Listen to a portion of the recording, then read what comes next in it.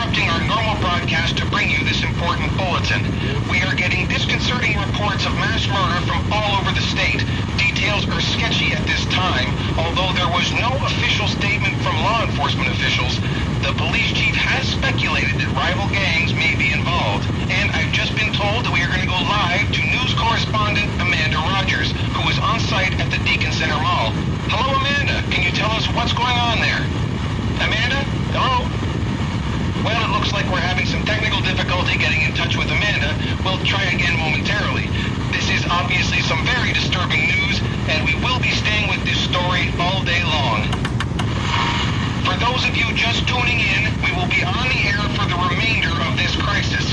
The situation at this hour does not look hopeful. All routes out of the city are jammed. Mobs of what have been described as bloodied corpses have been seen marching throughout downtown. Reports of walking dead are coming in from around the tri-state area. Whatever is going on, it is not a local phenomenon. Clearly, this is a very dark time, a very confusing time.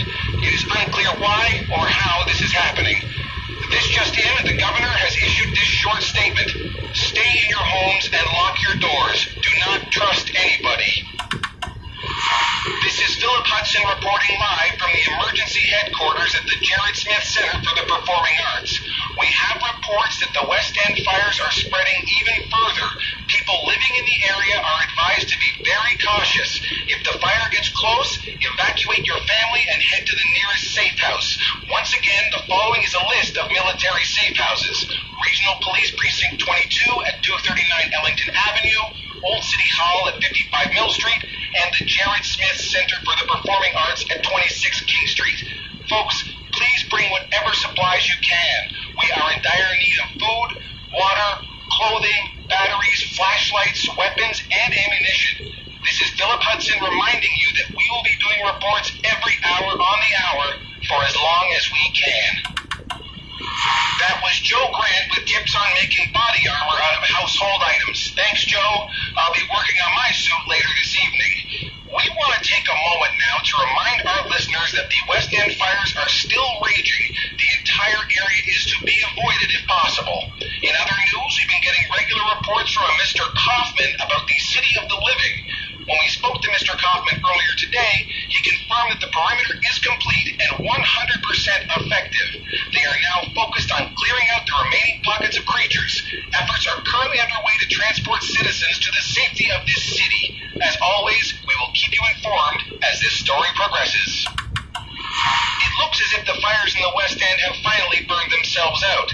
This should come as a relief to anyone still in the area. In other good news, the power is back on in much of the state. The good people at Minden Nuclear Plant were able to get Reactor B back online earlier today. We owe these professionals our gratitude for keeping the grid up during these trying times. Folks, we have some fantastic news for you. Mr. Kaufman, the man overseeing much of the work in the City of the Living, has just informed us that an evacuation effort will begin shortly. People interested in moving to the fortified city should make their way to the Jared Smith Center for the Performing Arts. We'll keep you posted as more details come in. Evacuation efforts to the City of the Living are well underway. People from all over the state have been arriving at the Jared Smith Center throughout the day. We expect that the convoy will move out sometime tomorrow. We have a situation here at the Jared Smith Theater. All the people arriving for the evacuation have led those creatures here. The military is holding them off at the moment, but I've never seen so many of those things in one place. Anyone coming here should be extremely... Angela! Oh no! Not you too!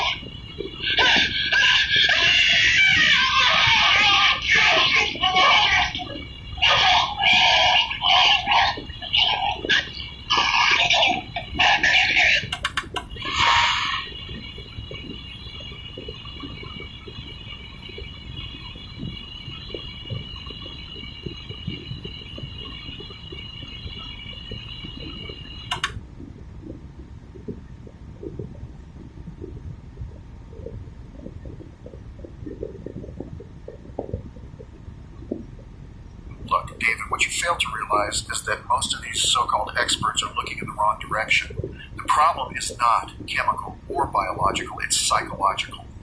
What we're witnessing here is the spontaneous combustion of a pent-up rage. We interrupt our regularly scheduled programming for a Channel 3 special report. Good evening. I'm David Barrows. Jonathan Shaw is on assignment. We apologize for our earlier coverage of the so-called Madison race riots. Reports coming in now indicate the violence is neither racially motivated nor restricted to the greater Madison area. What is certain is that this seemingly unexplainable mass hysteria continues to spread throughout the heartland, with injuries reported to be in the thousands. We now go live to Catherine Lanphier at St. Augustine Memorial Hospital. Catherine. David, the staff here says they haven't seen anything close to the sheer volume of casualties. Badly injured, very frightened people are pouring in, no exaggeration, by the hundreds. And we're told that most of the injuries are bites, not gunshot or stab wounds, as we were led to believe earlier. Just a few minutes ago, we spoke with one of the doctors that has been on call since this morning when the patients arrived. We have seen cases of complete digit finger extraction, deep throat laceration, even a large section of flesh torn away as if by a rabid dog or white animal. We've been told by nurses there have been complications. Almost all wounds have shown immediate infection. Many have went into toxic shock. One patient... Have there been fatalities? Excuse me, please. I'm sorry, I have to go. I was coming home from work, and I saw this woman in the road. She was moaning or something, so I went out to go see. I thought she got hit by a car or something like that. And I went to go reach out to help her. And she bit me in the arm, scratched up my face, and just took off. Doctors are still at a loss as to the reason behind these attacks, and the situation doesn't seem to be improving. The past few minutes, I've seen 4 ambulances and several cars pull up with victims seeking emergency care. Whatever's going on, it seems to be far from over. David? Thank you, Catherine. Speculation seems to surround the origin of this phenomenon. Theories include an airborne plague, a toxic chemical spill, bioterrorism, and even a spaceborne virus.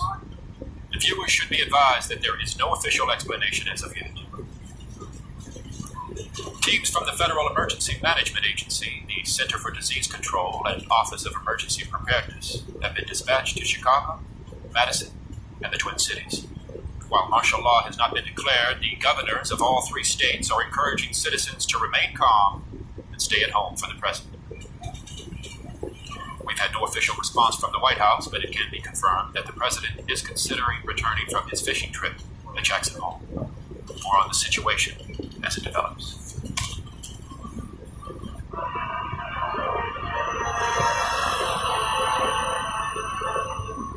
The president wants to make it perfectly clear that this is not a case of bioterrorism. No such agents exist in the arsenal of any nation or known terrorist group. He also wants to stress the need for calm and respect for law and order.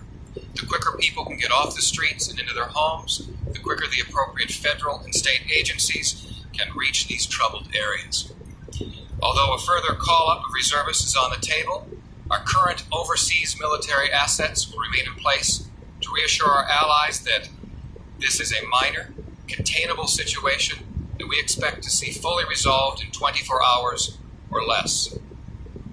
Again, that was Press Secretary William Kaplan with the first official statement from the White House a little over 30 minutes ago, stressing calm and what he assures us is a fully containable situation. I've just received word from my producers that a tape showing one of these random attacks has been dropped off at our studio. I'm being told that the tape contains graphic, material, and violence. The viewer should be advised. No. After what you guys, man, she's totally. Just look at that thing. She's hot. No, your turn. Go on, man. Both of us. No, he's cool. All right, you know. Yes, that's the spirit. There you go. You just walk up. Come on, hit her on the head, knock her out. It's great. Whatever. Yes. Dude, look at those bellies, man. Come on. See that? Look at that. She is so hot. She's the hottest girl in school. There you go.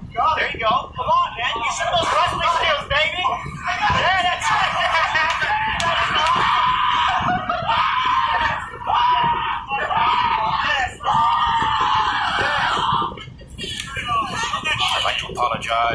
footage you just witnessed.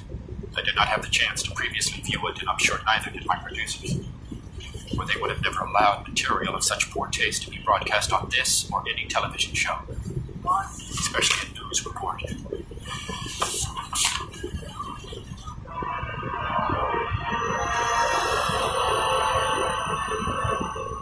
The human mouth is full of billions of germs, and most people don't practice good dental hygiene. So naturally, any bite is going to become infected, no matter from whom. These people don't have some sort of hoodoo disease. Yes, but Dr. Collar, how... Look, David, what you fail to realize is that most of these so-called experts are looking in the wrong direction. The problem is not chemical or biological, it's psychological. What we're witnessing here is the spontaneous combustion of a pent-up rage fueled by frustration over a pressurized society. It's the snapped postal worker on a national level. Well, how can you explain that the... Look, in my new book, USA Bomb... Look, I'm sorry, we have to cut away right now. I just been informed that both Istanbul and New Delhi are reporting sporadic outbreaks of violence, similar to those here at home. And clearly this is no longer an American... What? We're just getting a picture from our BBC correspondent. Over to Trevor Hanna in London. Trevor? We're in Notting Hill, a part of London. Who knows if this report will ever be transmitted? Communication is at best limited. The city, it seems, is being overrun with man-eating creatures, and they're coming! Run!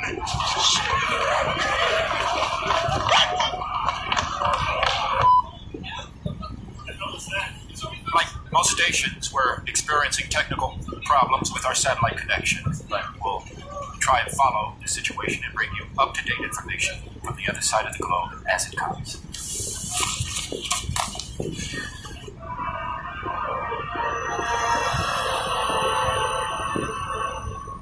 We now have word on the situation in New York. All bridges and tunnels to Manhattan are being destroyed, and a barrier of Coast Guard craft is taking up position around the island.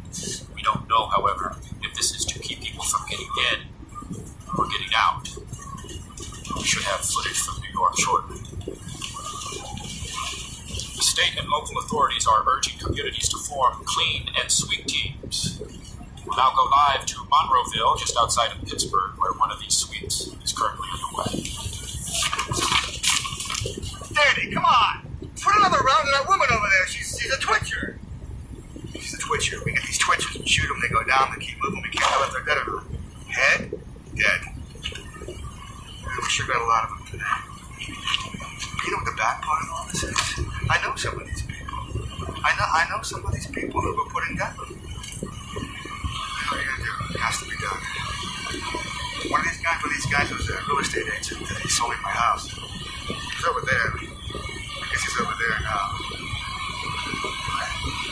That woman right there? I think I did her.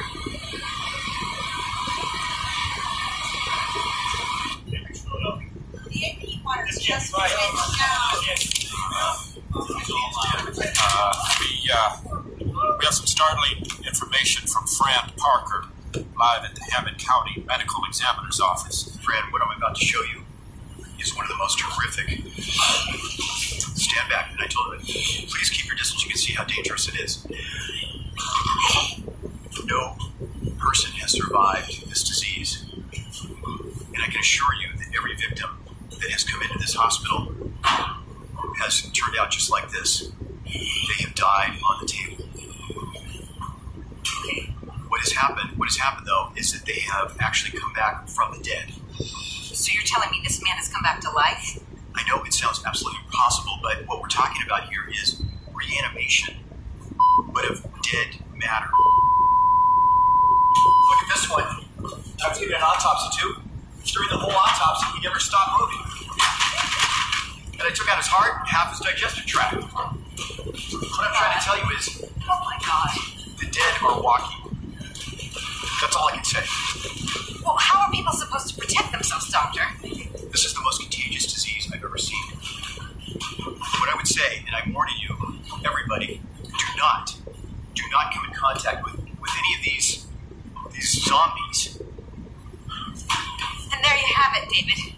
The dead are alive, and there's no cure, and there's no explanation, and there's no nothing. Oh my God! David, cut away! Cut away! Get away! Get away!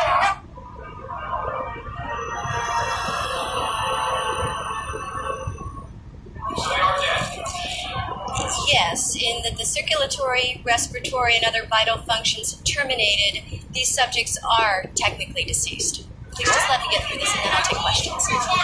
What happened to be cannabis? The infection is spread through direct fluidic contact. It must enter through the bloodstream through an open wound. Infection duration depends on the size of the wound and its proximity to a major blood vessel. Reanimation will occur no later than 1 to 5 minutes after the victim's primary life functions have expired. Once reanimation has occurred, the subject will respond with immediate homicidal aggression. It's clearly, it's clearly a shocking development unfolding. You're gonna want to keep it locked in here. You stay with us all night.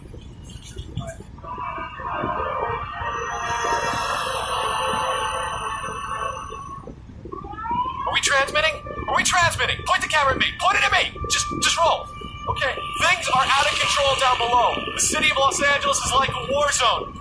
These creatures, these zombies, or whatever the hell they are swarming the city. People are dying in the streets by the thousands. And the freeways, right now the freeways are hopelessly clogged. There is no way out of the city. We had to come up here into the Hollywood Hills just to find some refuge. I think we're safe for the moment, but I'm not going to stay long. Right now, the LAPD has pulled out of South Central Los Angeles entirely and is trying to form a defensive perimeter around Beverly Hills. But I don't know how they're going to stop these things. If you're hearing me, stay away from Los Angeles. The city is out of control. The city is lost. Avoid Los Angeles at all costs. I'm sorry, we had to cut away.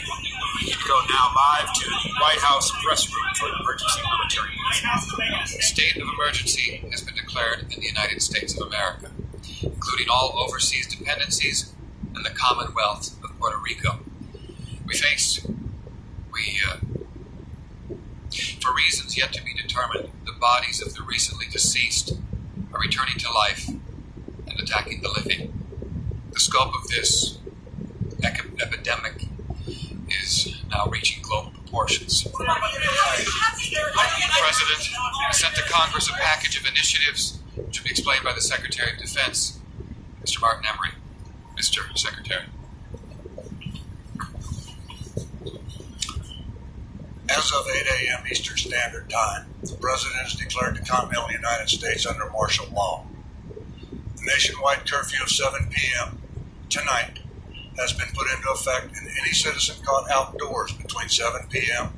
and 7 a.m. is subject to arrest and detention without counsel. All reserve military personnel and National Guard are ordered to report for immediate deployment. All law enforcement, firefighting, and emergency personnel will be federalized effective immediately. All communications facilities, including the use of landline and cellular telephone facilities, will be reserved for military and rescue operations. In order to halt the spread of this contagion, our nation's borders to Canada and Mexico have been sealed. No longer seek shelter in private residences, no matter how safely protected or well stocked.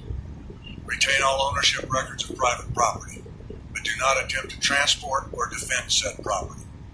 Rest assured, looters will be prosecuted with deadly force, as will any attempts at vigilantism or secessionist political activity.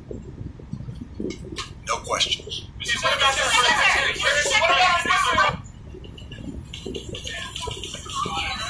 That was the Secretary of Defense with the announcement that the dead are somehow coming back to life. And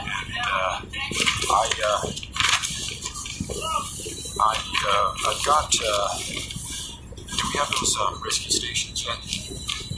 Well, find them, please. I need those rescue stations. Fine. You know what? Fine. I'll give them rescue stations. Someone find the goddamn rescue stations now.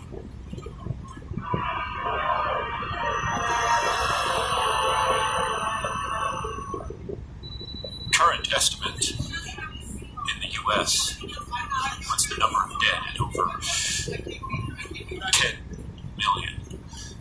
But this is, many would consider, a wildly conservative estimate.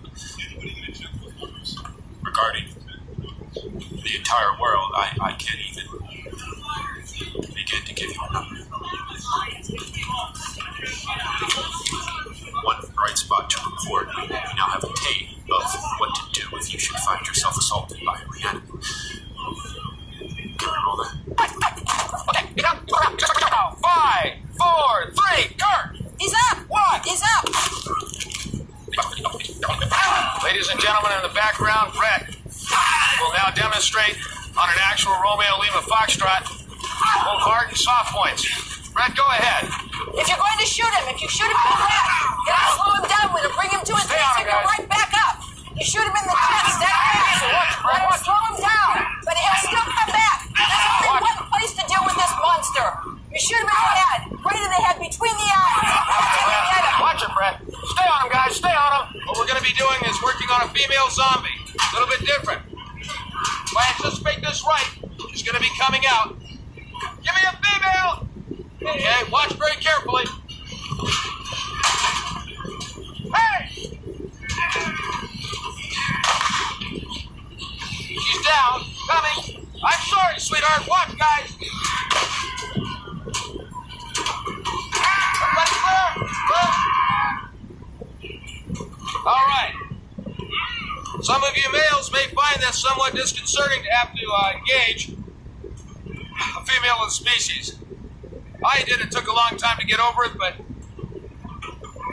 it's necessary. This is three, mind you, multiple suspects coming from opposing directions. This is not fun. This is scary. You'll all go through it. Stay with me. Watch very carefully. Okay. Kurt, are you on? Ready, boy? Ambulance come. Stand by.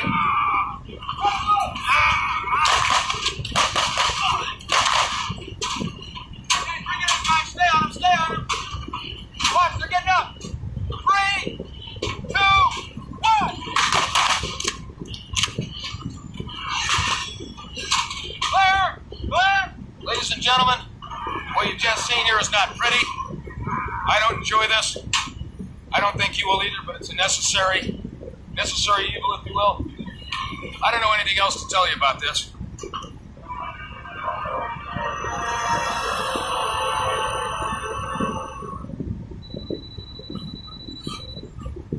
Lucas, are we on? We're on. Yeah, we're still on.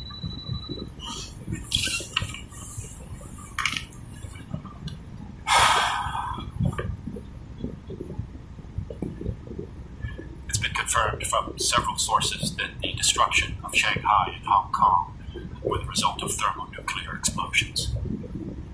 Whether sent by the Chinese government, a rogue faction of the Chinese military, or the Russian government in their promise to aggressively defend their borders, is still not and may never be known. Within the next hour, we will be transferring responsibilities to the emergency broadcast system. We believe, although this has not yet been confirmed, that the President and his cabinet have already left Washington, D.C. for an undisclosed, secure location. We now have an audio, some would say, final audio message to the American people. My fellow Americans, this republic faces a crisis like no other in its history. While the lights across this great land dim and the darkness of an uncertain future descends, let us not forget the words that led our country through another great challenge. We have nothing to fear but fear itself. We will endure. We will rebuild. We will drive away the night and warm our children in the dawn of a new day. God bless you all. And God bless the United States of America. Honey, I'm coming home. Get the kids ready now. I'll be there soon.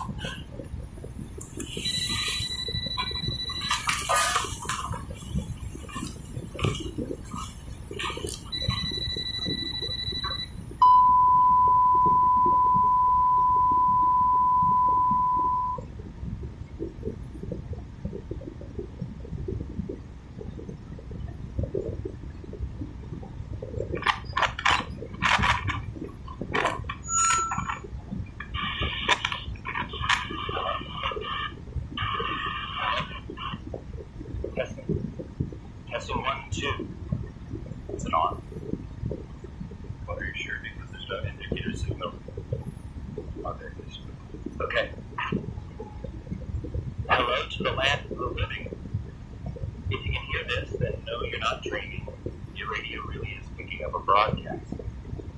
Before we even start, I just have to say that no, you're not rescued.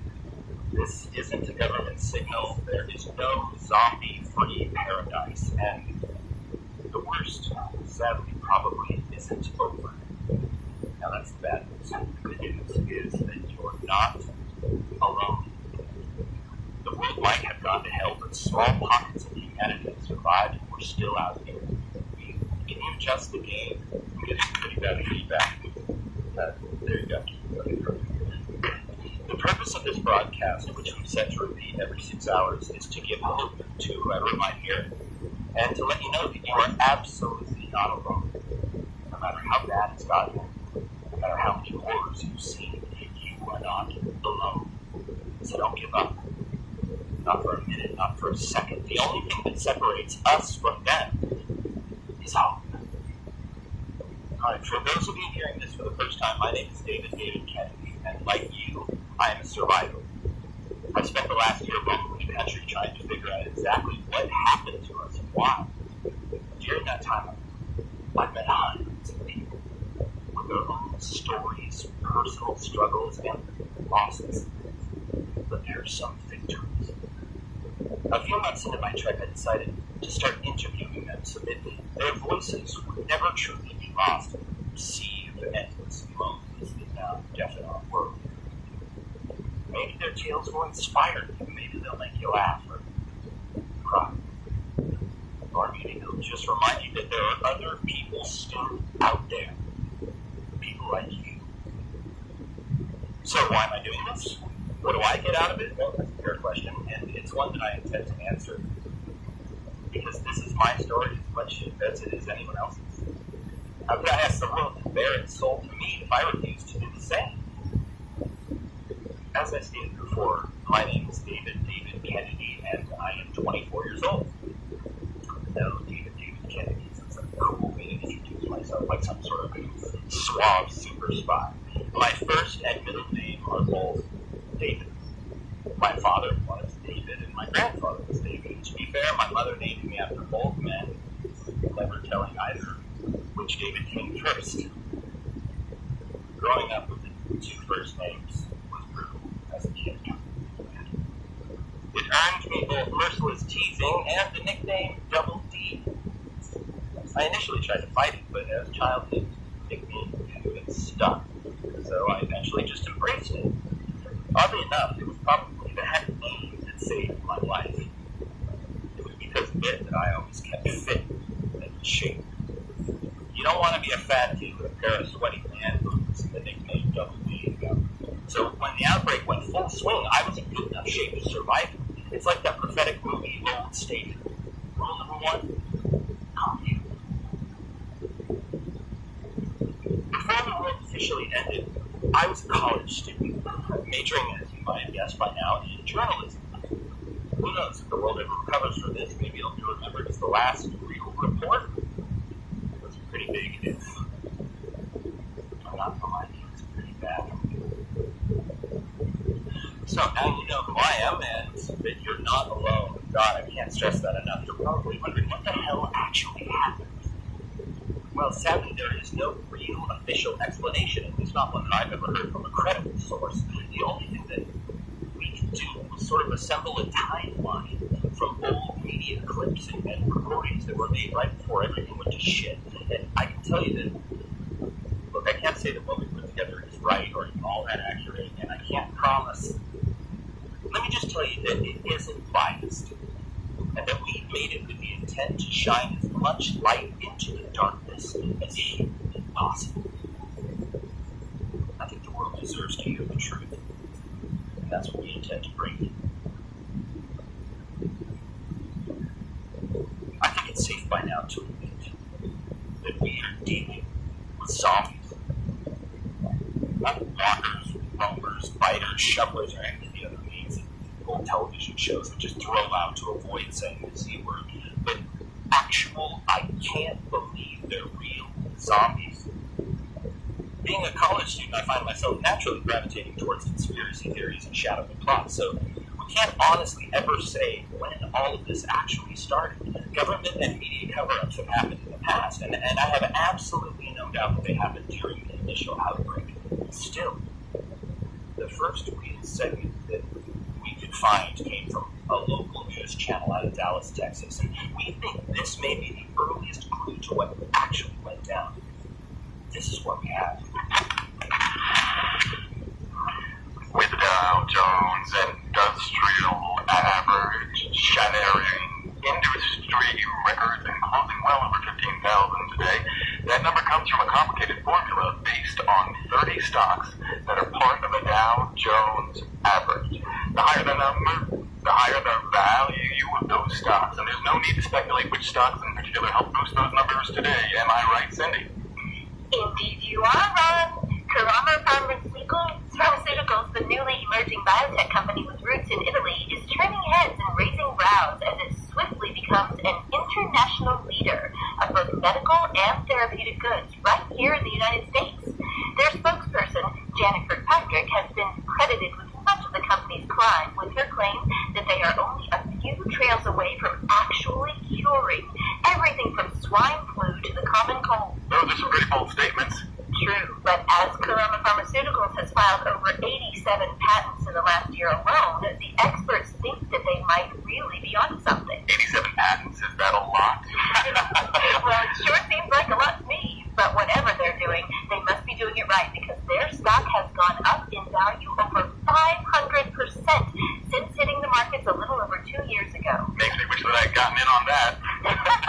But I will tell you what I did not miss out on last night's game. Did you see it? I didn't. Believe it or not, I was stuck smack dab in the middle of that massive traffic jam that Bob mentioned earlier. I sat on the Spencer Street Bridge for over 4 hours. 4 hours? Yikes. Well, you missed one heck of a game. Our very own Razors went head-to-head against the Coyotes last night, and it was nothing short of brutal. We'll have a full recap of the game and the heated words that were exchanged between the two coaches that may have been both in hot water. Right after these words from our sponsors. It might not sound like much, but that news report gives us the name Kurama Pharmaceuticals. If you've never heard of them, they were all over the news right before, well, it stopped. They were working on some miracle cure that was going to revolutionize the world. The traffic jam she mentioned was later attributed to some homeless drug addict high on bath salts, but is now arguably the first reported surfacing of a zombie attack. Oh, and fun fact, I lost $50 on that game.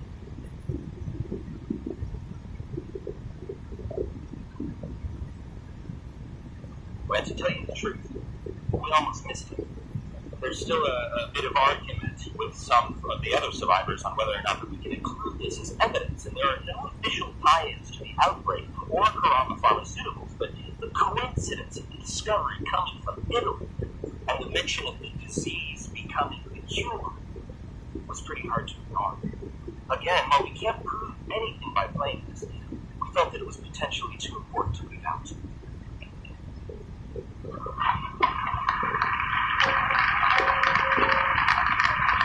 Welcome back to the Passing Truth with me, Oliver Dance. You're just tuning in. We're here with a very special guest, Dr. Robert Garber, discussing his new and some would say even controversial book, An Island of Death, The History of Pavalia. It's currently enjoying a top spot in the New York Times top 10 list, and I suspect, given its contents, it may be there for a while. Dr. Garber, once again, thank you for joining us. Glad to be here, Oliver. Now, Dr. Garber, as we were discussing before the break, your archaeological expedition to the front end when the Italian government found, shall we say, there were some irregularities in your paperwork. So that's the reason they gave, yes, but I assure you my papers were in perfect order. You see, but, they shut you down and they confiscated your work, citing that you see failure to report human remains and unapproved excavation methods. No, that's not true. We had no intention of... What exactly was your purpose on the island, Doctor? It wasn't to give... Well, if it wasn't grave robbing, gig license. Surely that has some serious implications. My purpose is, how do I put this? Baveglia is a modern age Eden, the likes we've never seen. I don't recall insane asylums or infectious disease in the Garden of Eden, Doctor. It is not the version of the Bible that I've read. While it is true that the island has been used as a dumping ground of disease and pestilence since the early Napoleonic Wars, what has grown from this rotted fruit is nothing short of miraculous. Imagine, if you will, the worst strain of tuberculosis or even the most treatment-resistant form of influenza. While modern medicine has grown by leaps and bounds and these things are no longer the threat that they once were, at one time they were a very real problem and a nightmare to deal with. Whenever an illness, disease, or even plague mutated beyond what could be considered normal, those who were inflicted were sent to Baveglia for study. But they weren't being studied, were they? In your book, what is it that you call it? Ignorant containment. These people were sent to hospitals and asylums on the island, not for treatment or medical experimentation, but for something far worse: simple housing. The healthy world wanted nothing to do with them, and the medical world saw them as too dangerous to not be contained and accounted for. So, under Napoleon, what had started as a rudimentary confinement station became a permanent fixture. The ill were gathered and contained in Baveglia out of fear, but it is because of that fear that nature itself began to change. When you have that many strains of disease, each mutating or changing in ways that have never before been seen, confined in such tight, uncontrolled quarters, they begin to breed something entirely new altogether. Medical miracles that could not be explained, reversal of disease, sickness, and in some cases, even death. The disease had become the cure. Yet you claim that there is indeed experimentation upon the afflicted. Not under Napoleon, quite the contrary. He wanted nothing to do with Baveglia. When the Emperor learned of the changes that were being reported upon the island, he ordered it destroyed, but by then the sickness and mutations alike had escaped the confines of the Church of San Vitale and had spread to undocumented parts of the island. So the experimentation upon the sick came from the German military, mostly during the occupation of World War II. It always comes back to that. During the Italian surrender to the Germans in World War II, the Germans scouted Baveglia for what were initially militaristic purposes. They were hopeful that the Venetian forts built in the early 1600s could be upgraded and utilized in a modern defensive manner. What they found instead was an island that had a much larger, much different population than previously reported. Those who had survived, along with their now exponentially mutated illnesses, possessed immunities unlike the world had ever seen. The UNAMA, or Special Projects Division of the INSIS, were very excited at this discovery. Yes, but you have no evidence or findings to back up these claims. But I do. I did. My research documented countless cases. Research that you claim the Italian... My paperwork was never in question before I submitted to the first of my findings. I don't know from where these allegations against my expedition sprang, but everything was in order. I had in my possession actual letters of Napoleon himself condemning the island, using the condemnation of San Vitale as an excuse to destroy what they had found there. The scientific community regards you as a crackpot. Crackpot? I have the support of many of my peers. The community is behind me. They are simply skeptical of my findings, as they should be. And I cannot provide beyond verbal anecdote any evidence of your claim. But why would they shut down my studies? They had the evidence. They saw what I was on the verge of bringing to the world. Dr. Carver, thank you once again. I hope your book, the great title, An Island of Death in the Streets of Baveglia, continues to do well. We found it to be very critical, very physically positive form. After the break, we'll be right back to our British Daddy.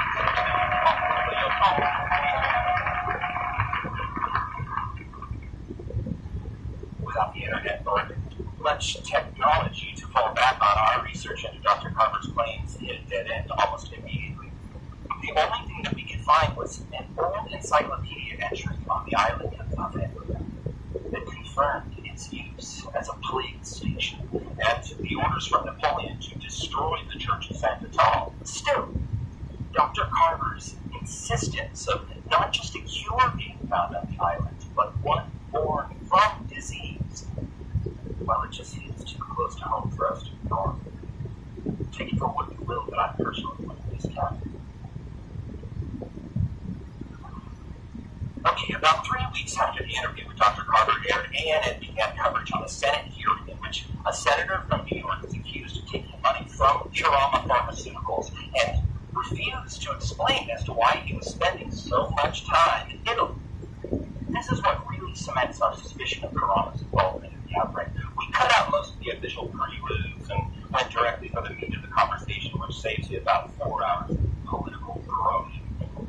No mention of DARPA and how the United States government seems to have ties directly to both Italy and Curama.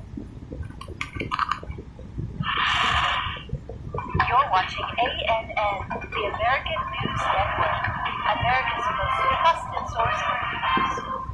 Good afternoon, and thank you for joining us. Our top headline of the day continues to focus on the numerous and often bizarre allegations of misconduct that have been brought against Senator Robert Davison of New York. As you may recall, Senator Davison's activities were brought into question during the trials of Joseph Edwards, a former Defense Research employee, now serving a 25-year sentence for his part in what some are now calling the Project AB scandal. Now the line to the Senate hearing is still underway.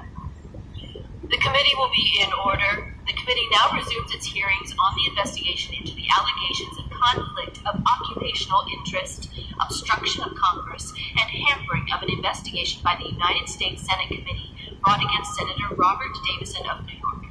Senator Davison, am I correct in stating that you have a copy of the list of allegations brought before this committee in front of you now? That is correct, Madam Chair. Senator, if you could, please explain to this committee exactly what your involvement is with the article labeled Project Phoebe. At this time, I would like to remind the Chairwoman, the Madam Chairperson, that I sit on the Senate Committee for Intelligence in an official capacity that I am not authorized to release sensitive information to the public at this time. The chair acknowledges your position, Senator Davison, but it still requests that you answer to the best of your ability or to the degree in which you are allowed to speak on the subject. Now, are you stating for the record that you are unable to comment in any fashion on the article entitled Project Phoebe? That is correct, Madam Chairman. Senator, how many times have you been to Italy in the last 3 years? That information is currently classified under Executive Order 13526, and I am not authorized to release it to the public at this time. Is it true that you've been to Italy over 24 times in the last 3 years, acting in both official and unofficial capacities as in accordance with your current job title? Again, that information is currently classified under Executive Order 13526, and I am not authorized to release it to the public at this time. This committee, if you will look at Article 6 on page 3 of the booklet provided, has no record of your official involvement in any activities or articles as sanctioned by the Senate that would require your presence in Italy. Yet we have copies of several reimbursement requisition forms bearing your signature that prove that you were there on numerous occasions. Is that your signature, Senator? Madam Chairman, that information is also currently classified under Executive Order 13526, and I am not authorized Senator, to where or what is Sturmendrom? I apologize, Madam Chairman, but that information is currently classified under Executive Order 13526, and I am not authorized Senator to the public Davison, your at this time. continued impediment of this hearing is duly noted, much to the disappointment of this committee. Perhaps a simpler question. What is your relationship with Curama Pharmaceuticals? Like many here, yourself included, Madam Chairman, I have invested in the company's stocks. I make no secret of this. Indeed. Yet, unlike many here, you have been named as a member of their advisory board. Am I correct in stating this, Senator? No, Madam Chairman, you are not correct. I have accepted no official titles or duties with Curama Pharmaceuticals. Are you saying that you do not sit on the advisory board for Curama Pharmaceuticals? I have accepted no official titles or duties within the company, Madam Chairman. Senator, do you sit on the advisory board for Curama Pharmaceuticals in any capacity, official or not? That information is currently classified under Executive Order 13526, and I am not authorized Senator to Davison, when was the last time you were in Arlington, Virginia? I have been present in Arlington several times in the last few years, a number of military memorials, and when I can, I like to take my family to the Bay. And during these trips, how often did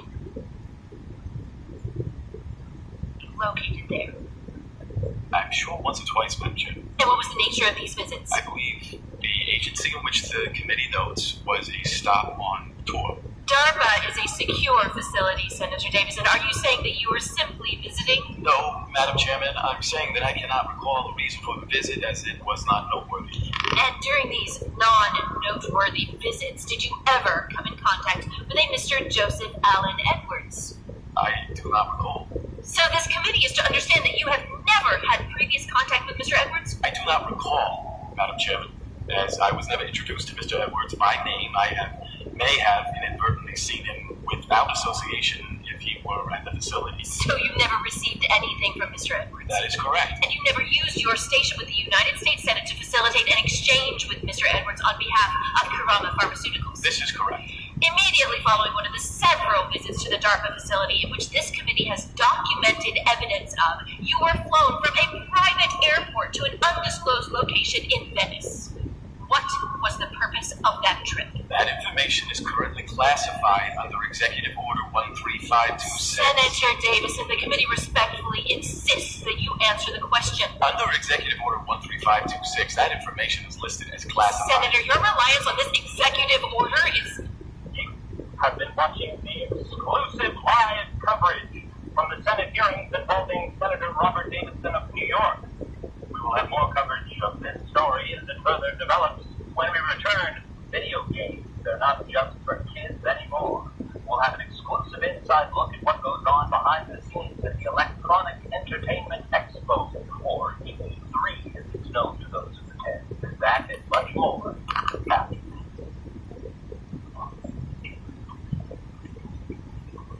Those of you who don't remember, Joseph Edwards was a DARPA employee who dropped a ton of documentation to one of those online anti-government sites before he was taken into custody. He claims to have not only handed over important medical research to Senator Davidson, but that Karama Pharmaceuticals was working closely with the United States government on a military project. Unfortunately, Mr. Edwards was whisked away, never to be seen again. Shortly after the world as we know it ended.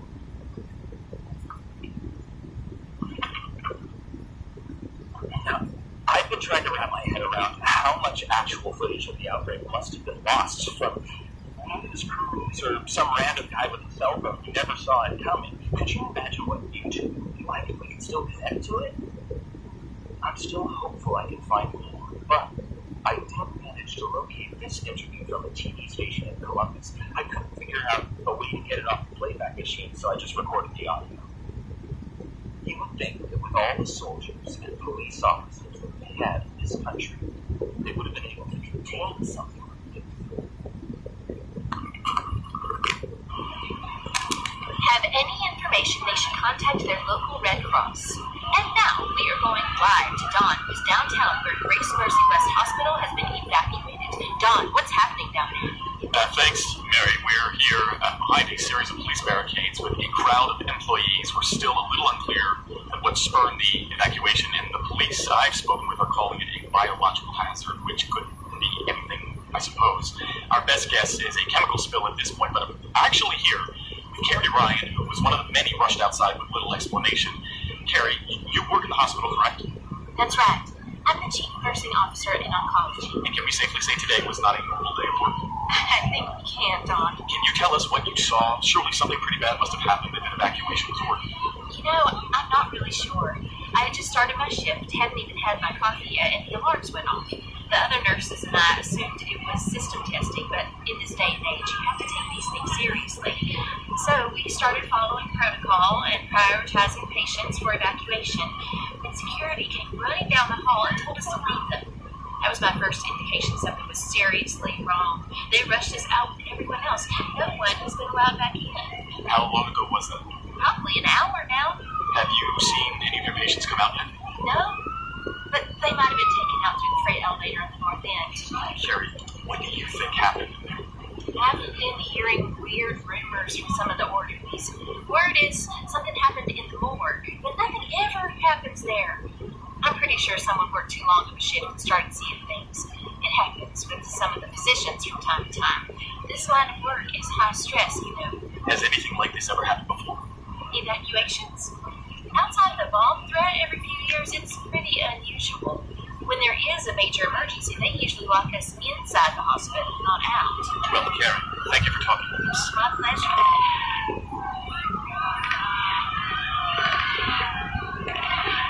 Don?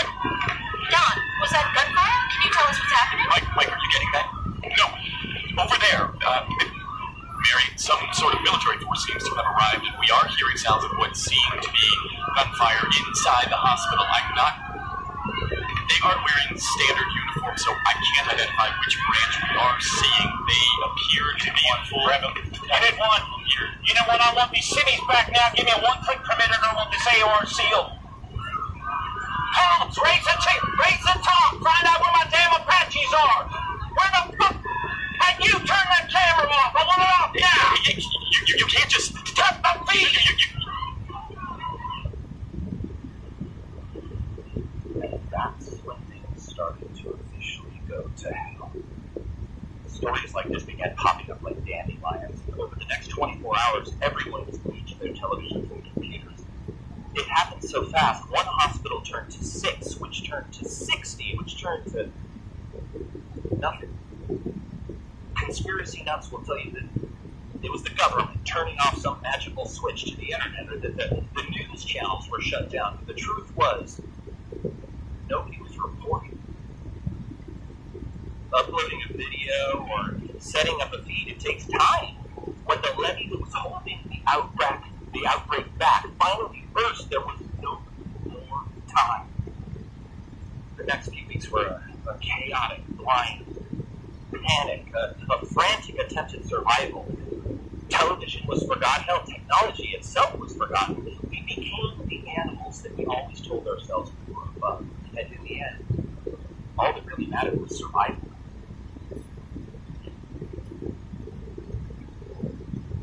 I've always been amazed by how quickly mankind can adapt to survive, and how quickly we forget that we're actually adapting.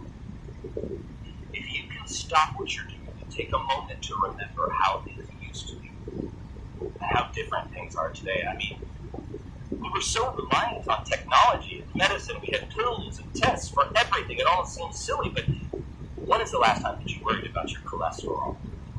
Or too much MSG in your chicken? I can't even remember the last time I had chicken. The reason I bring this up is that while traveling through Illinois, I was chased by a swarm of zombies. I jacked up my ankle pretty bad, making my escape. It was hell to walk on, let alone run. And if it wasn't for blind luck and the kindness of a guy named Charlie, I probably wouldn't be here today. Charlie had been riding cautiously, watching me from a window. But then, when he saw that I was struggling, he came. He just ran to me without any hesitation to help. I honestly thought that he was insane when we first met. He had this look about him, unshaven, unkept, wide-searching eyes, but he also had painkillers and experience. And these days, the smallest act of kindness from a stranger is pretty rare. And it was obvious that he had seen a lot, and like all of us, it had changed. You could also see or feel, really, that he had been an incredibly gifted man. You sure you don't mind if I do this, Charlie? I mean, you've already done so much for me. I feel almost greedy asking for this from you, but it's kind of what I do. No, son, you go ahead and ask your question. Thank you. Okay, could you please state your name and age for the record? Dr. Charles Goldstein, age 51. Well, what are you doing out here by yourself? I mean, wouldn't you feel safer in the settlement that I saw just outside of Decatur? No. That's what they call that place now. I make my way there from time to time and check in on folks, help out where I can. Help out? You were a physician, right? A doctor of some sorts. I mean, from the way that you looked at my foot. Yeah, but let's say that. I was chief resident of emergency medicine at the University Medical Center in Tulsa. Sounds like a great job. When did you do that? Well, have you ever been to the emergency room waiting for help when someone else rushed ahead of you? Sure. Well, it was my job to receive that. No cuts, bruises, or bellyaches, but the emergency is where time was of the essence, and when someone's life is haunted and you need to get balance, I was there to assist with every elevated trauma that you can think of, gunshots, car accidents, severed limbs, this once. I even had to remove a man's genitals. Well, let's just say that's a rather long story. Wait a minute. If you were in the ER, did you see... did you try to help the people who were infected with this? I did. Quite a few, actually. So you actually saw how the virus in its early stages, you saw how it works. That's amazing. Could you run through what you saw in a typical case? Well, there was some variation, but typically we'd see a patient come in with multiple puncture wounds in the extremities. Their arms or legs mostly bite marks, mangled fingers, puncture wounds, and bites. We didn't realize it at the time because these were the beginnings of the larger attacks. They were exhibiting symptoms of what we were unofficially calling stage 1. What were the symptoms? Complaints of extreme thirst, high fever, headache, chills. It weren't for the wounds. I would have thought it was an outbreak of avian influenza. The bird flu? Well, how did you try to treat it? Well, we started with a standard battery of antibiotics, Suprax, Spectracep, a handful of others. We were anticipating bacterial infections from the wounds, but we eventually did use to that. The causation itself was a viral. Did you ever see someone turn? Yes, I can honestly say that I'll never forget the first time that I witnessed it. The patient was Sarah Evans. She was 34 and she had entered stage 2. At this point, the patient's body would begin to shut down. There was a decrease in breathing, heart rate, and signs of renal failure. And eventually their hearts would stop altogether and they could not be resuscitated. It's not like you'd see on television. Hospitals actually have a fair chance of bringing people of generally good health back from the brink with defibrillators and proper drug injections. The fact we were now failing 100% of the time scared the hell out of us. Miss Evans had been in stage 2 for approximately 3 hours before she flatlined. We did what we could, but after 15 minutes of surgery procedure, I had no choice but to call it. There were a lot of sick people who were still alive that needed our help. We were so overwhelmed. But there wasn't time to properly move her body, so we covered her with a sheet and moved on to the next emergency. A few hours later, I was running by, and out of the corner of my eye, I saw the sheet move. I was exhausted, so at first I thought it was my mind playing tricks on me, but as I was standing there, it happened again. It was definite movement. She had reanimated. I was both elated and horrified. I thought we had made a horrible mistake, that in our haste had missed a weak pulse or that the EKG had malfunctioned. I pulled the sheet that she was struggling with from her face and asked her if she knew her name or where she was. Were you able to communicate with her? She gurgled a low moan as if she were in pain. Low, almost instinctual function of the adrenal medulla.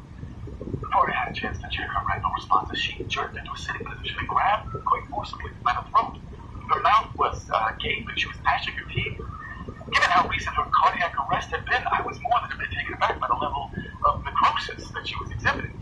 The person had come back to life and was trying to eat you, and that's what surprised you? Oh. Yes. A nearby orderly noticed our struggles, and together we managed to subdue Miss Evans and strapped her down. We put her in isolation. But I never had another chance to follow up with her. If I had more time to examine her and treat her, maybe I could help. So it's safe to say that stage 3 is reanimation. Very astute. As medically unlikely as it sounds, this virus has the undeniable ability to somehow reanimate a very small portion of a clinically dead patient's brain. Because of the limited scope of brain functionality, there is no memory, reasoning, or sense of self-preservation beyond basic mobility. They lack even the most rudimentary problem-solving skills or complex motor functions. But they still need to eat. Well, no. While they do possess an almost primal need to eat, I suspect that it is either an unintentional reaction from the resurrection process, or more likely, a way for the virus to propagate itself and spread. They may eat, but they derive no sustenance from what they consume. Because of this, we have no way to accurately estimate the life cycle of the new organism, or zombie, if you will. So you're saying that they could be here a while? Oh, as they appear to repel not only natural scavengers, but bacteria and insect populations that normally break down a corpse. I would place a sizable wager on this being a long-term conundrum. I was afraid you were going to say that. Now, let's take a look at that angle.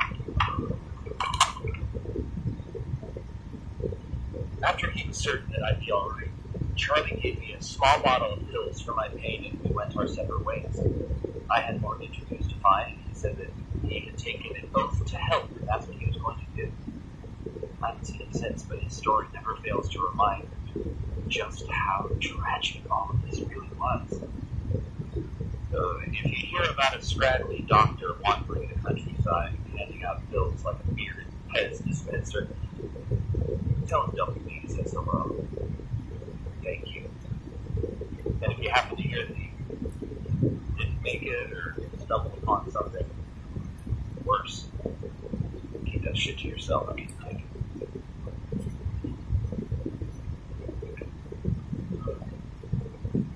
If you've ever been out there alone, you've probably learned that traveling has changed quite a bit since the outbreak. Most of the roads are impassable, and you spend more time ducking the undead or scouting out the living than you do actually chalking up the miles. Well, there's a bunch of people out there putting more miles in one day than most of us could in a week.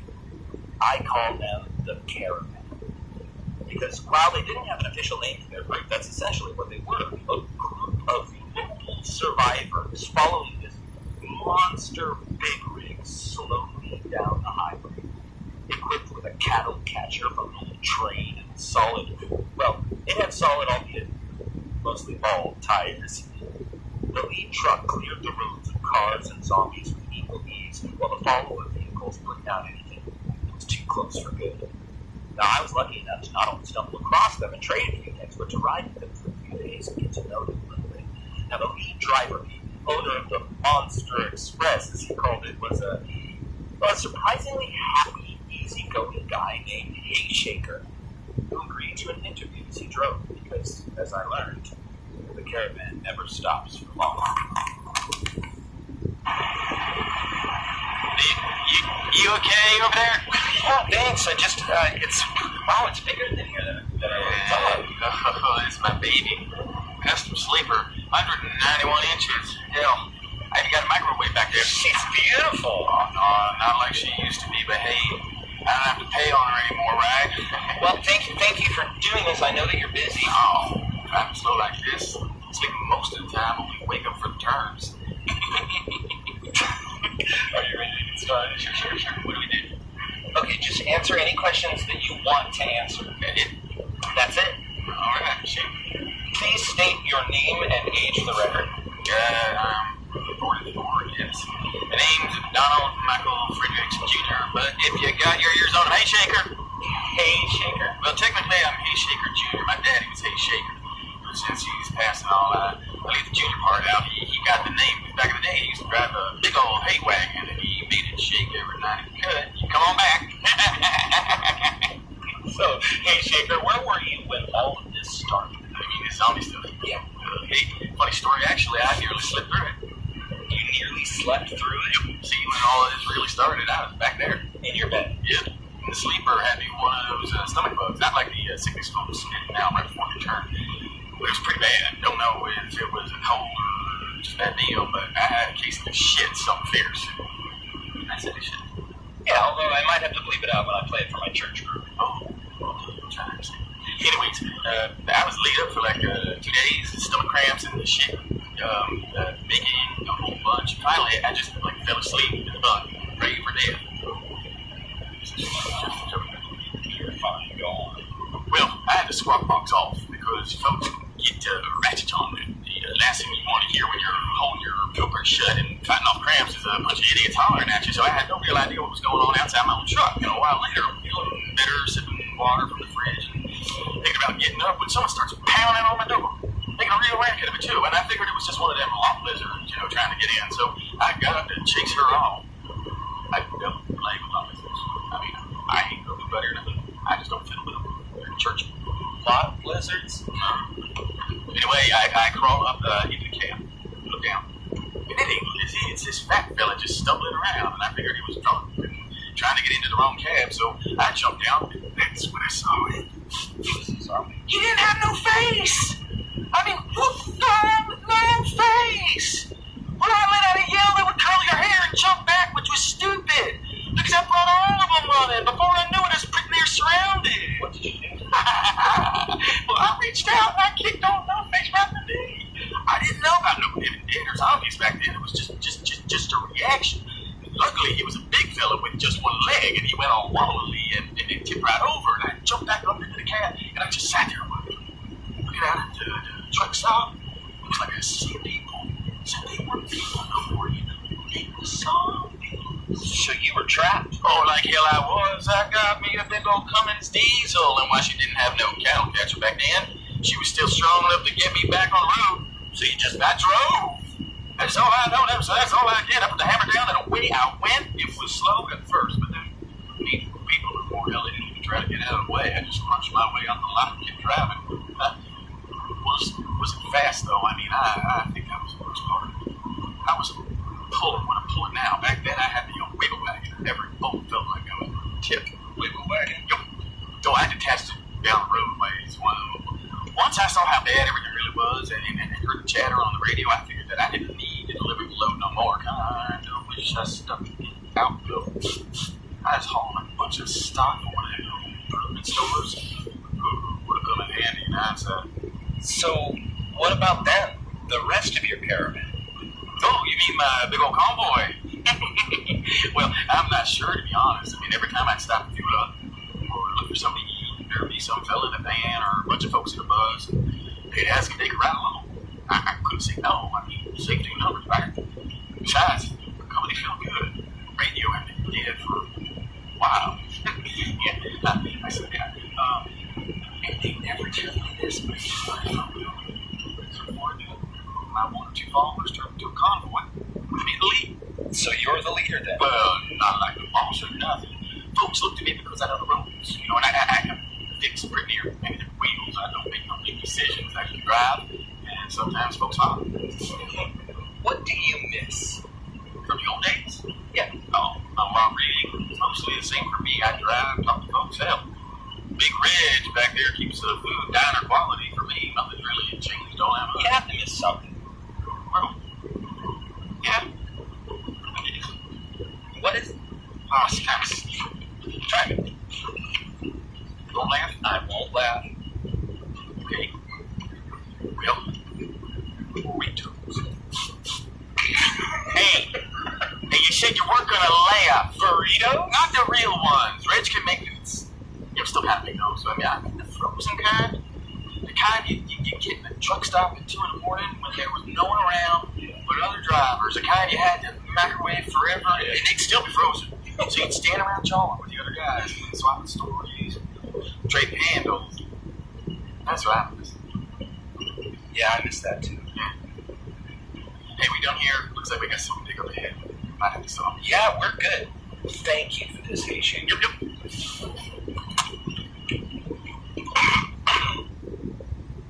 Riding with the caravan for a few days, I got to witness how they operate.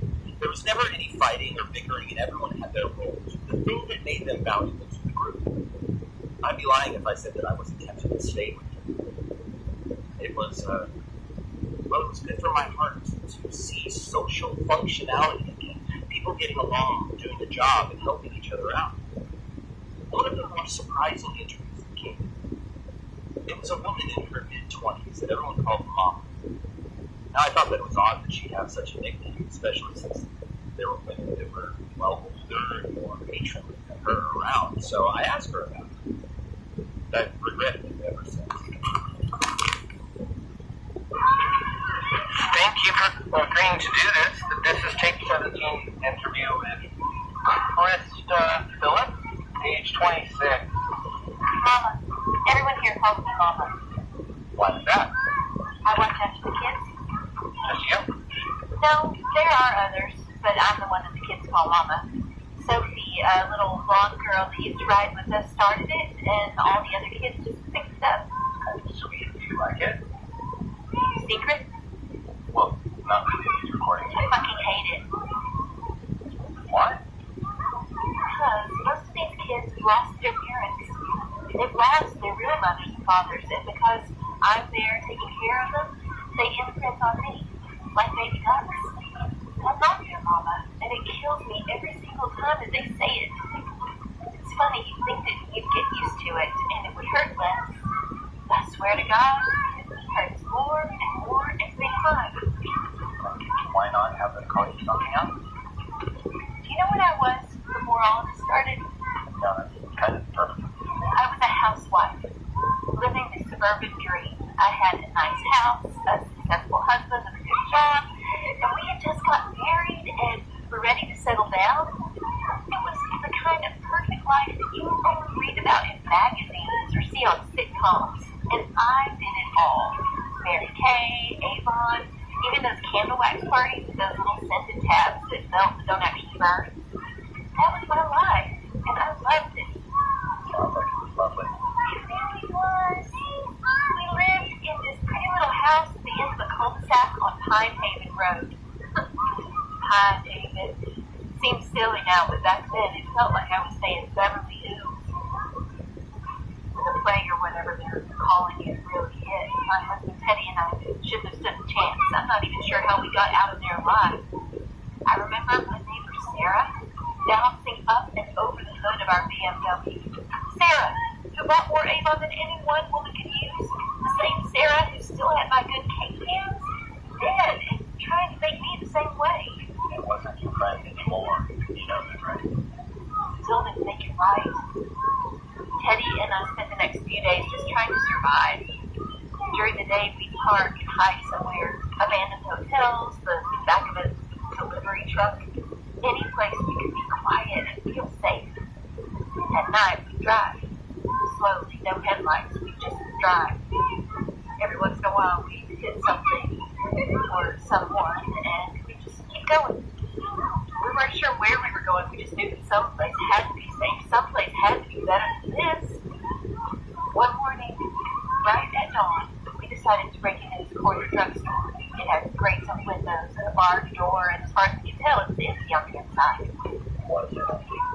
Yeah, but it was harder to get into than we thought it would be. Without tools, a locked door stopped the living just as well as it stopped the bed. Teddy wouldn't be dissuaded. He was positive that there would be food and supplies in there, so we kept trying to get in. He was using the tire wrench from the car. This cheap little thing bent way too easily, and we were almost in when a zombie comes staggering around the corner and grabs me right by the back of the head. I thought I was dead. Teddy let out this deep-throated scream and tackled it. He pulled it right off me. Teddy wasn't a huge guy, to be honest. He was a bit softer than most. He was a computer programmer. They're not known for their physical strength. Right then, it was Hercules. They rolled around for a second until Teddy got on top of it, and using a tire iron, he caved in its head just over and over again until it stopped moving. I'd never seen him like that. Fear is a powerful motivator. So was getting bit. No at first, but when Teddy was wrestling with that thing, it bit him. Not bad, not even really a bite. Just pinched him, barely even breaking the skin, but it was enough.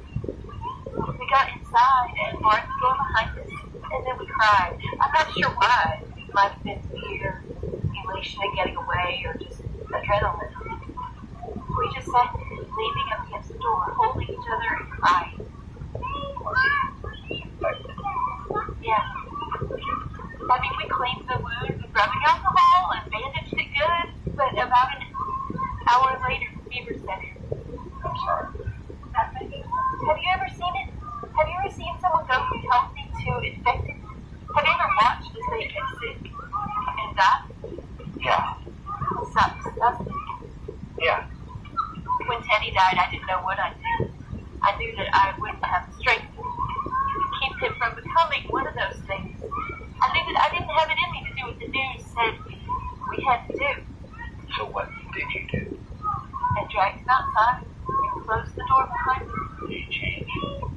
I could hear him on the other side of the door, moaning, getting up, shuffling around. What did you do? I got drunk, that's what I did. Blind, stinking drunk. The drugstore had a cooler, and although everything was warm, I drank until I felt like I was going to throw up. Then I walked to the pharmacy, got a handful of pills from behind the counter, and I ended it. You tried to kill yourself? No, not me. I took a handful of those Plan B pills. I guess it could have killed me too, but at that moment I didn't care. What practice?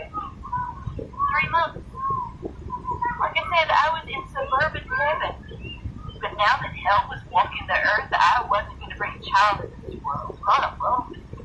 Not when it could end up. That's when they found me. The caravan. Bleeding to death from a miscarriage, stupid, drunk, and barely conscious in a corner drugstore.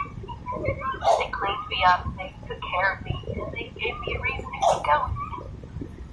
So, now I'm Mama to them all, no matter how badly it hurts. Because they deserve a Mama. And I deserve to remember what I did. You did what you thought was right. Look, I'm sorry, I think we're done.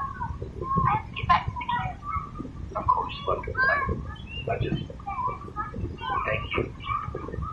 Honestly, thank you for this sort of stuff. Mama, always Mama.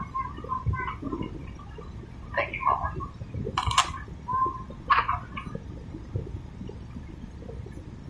I ran into the caravan about 3 months ago. A long line of trucks, cars, vans, and buses. They seemed to exist in a form of modern-day wagon train, always on the move, never standing still. They say that they're looking for a place to safely call home, or at least a place where the dead don't walk the very roads they travel. Out of the 3 people who agreed to be interviewed from that group, Big Reg has to be my favorite. A smile as large as his heart. He's one of the few people that I've seen that seems to have honestly adapted to this hell that we all struggle with.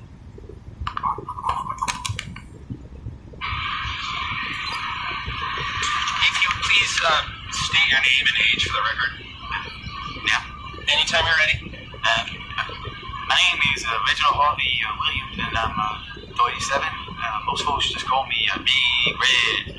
Explain, please, how you got that nickname. On account I'm so small. So people they're not going to be able to see this. So can you just Well, folks have always picked on me about my size ever since I was even littler than I am now. Well, I never really let it bother me much. Good things come in small packages is what my mom always said. Size ain't nothing but perception. And I've known men twice my size that are smaller than me. I got one of them big personalities, I guess. So they call you Big Reg because you're small? No. Tell you what happened. Back when it all started getting rough, right before everything went right to hell, but you could see it was going that way fast. I was working as a night cook at this little truck stop right outside Bellefontaine, that's in Ohio. And anyway, it was getting pretty grim out there, and the diner was pretty near empty. And one of the other cooks, a tall, skinny kid named Terry, me and him got on pretty well. He liked to pull a prank on me, like little thing, like put my apron up on the top shelf, or wait until I went to the storeroom to kick out the dough stop. see, the storeroom was where we kept most of the dry goods and bottles of soda and whatnot, and we used to use it as a break room when we cooked. And there was a little table, radio, and someone even brought in one of those little black and white TVs. Well, the only thing was, the storeroom door was dead, busted, and didn't open from the inside. So if you was in there and someone else came along and kicked out a little chewed up hunk of wood we used to pop it open, you were pretty much stuck in there until they decided to let you out. I think I see where this is going. So it was a slow night, like I said. Things had been getting pretty bad. We was just hearing about the worst of it, and I must know one thing. I mean, dead coming back to life, chewing up on people. We didn't know if it was a joke or serious or what, but I promise you this, we was all scared. So anyways, I had to go into the storeroom for something. I don't rightly remember what now, and I guess it ain't important.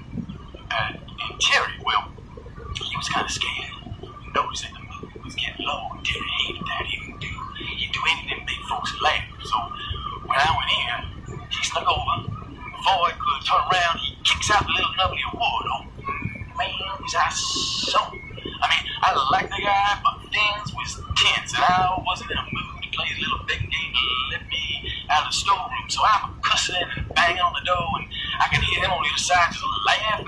That made me madder, so I pounded harder. It was just me, Terry, laughing even more. Oh, but then I heard it from the door. I heard it. Terry heard it too, because his laughing just stopped. What happened? As far as I can tell, They go to those dead folk came flooding in a diner, and there they was moaning, screaming, and the sound of breaking glass, and I pounded harder to let out, but nobody came. Then I heard the old 30-06 kid in the back go off. And nothing. It's just gone. Real quiet. And I listened to the dude for a few minutes. And then, real soft. Called out the tip. He answered. I won't know. But it was on the other side of that door. It wasn't alive no more, but it wasn't alone. He clawed and scraped and pounded on the door when I went quiet. The mouse joined quiet. After about an hour, pounding the claws stopped, but I could hear him out there, shuffling around. Every once in a while, one of them would bump into something, a glass break or dish shatter, and they'll get all worked up again. But I stayed quiet. How long were you in? I don't want you to think that I something wrong.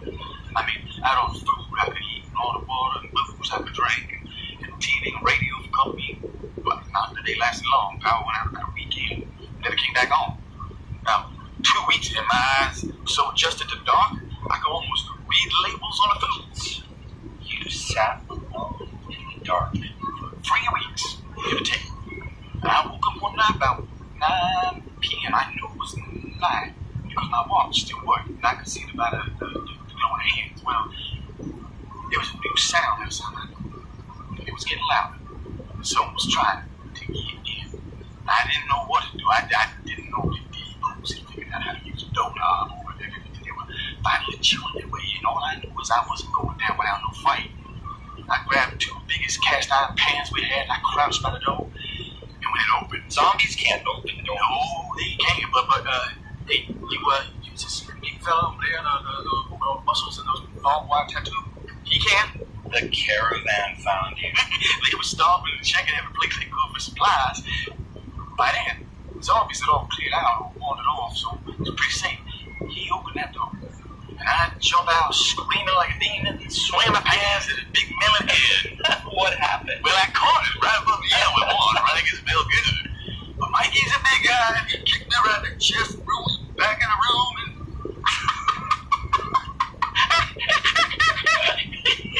he locked me back in the damn stone room.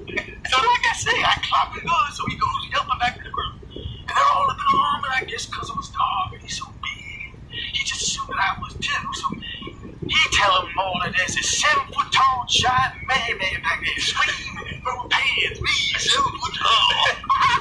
Well, they got all looking arms, and then they go back. They screaming over and telling me to stand down. And when they open the door, they don't see no giant man. They see me, 5 foot, 120-pound of me, humping and pumping in the dark and screaming against the line like they ain't never let Mikey live it down. They not right, Mikey. Well, the nickname stuck. I've been riding with a caravan ever since. I figured since I was a good cook, they didn't have no one who knew their way around food. I owe them. They good people, one and all. Did you ever see Terry again? Yeah. A couple days later, I saw him. He wasn't Terry no more. He was with a big group of them. Probably the same group that came that night. What did he do? Well, he didn't be. I figured. If it wasn't for him, right after the other side, I'd be.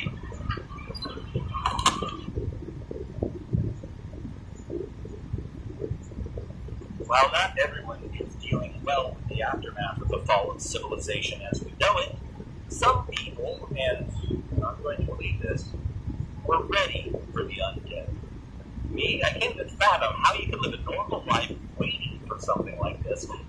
While traveling through Chattahoochee National Forest, I stopped for water in the stream, and I noticed a fence about 100 yards from the road. After walking over, I discovered that trust doesn't come easy.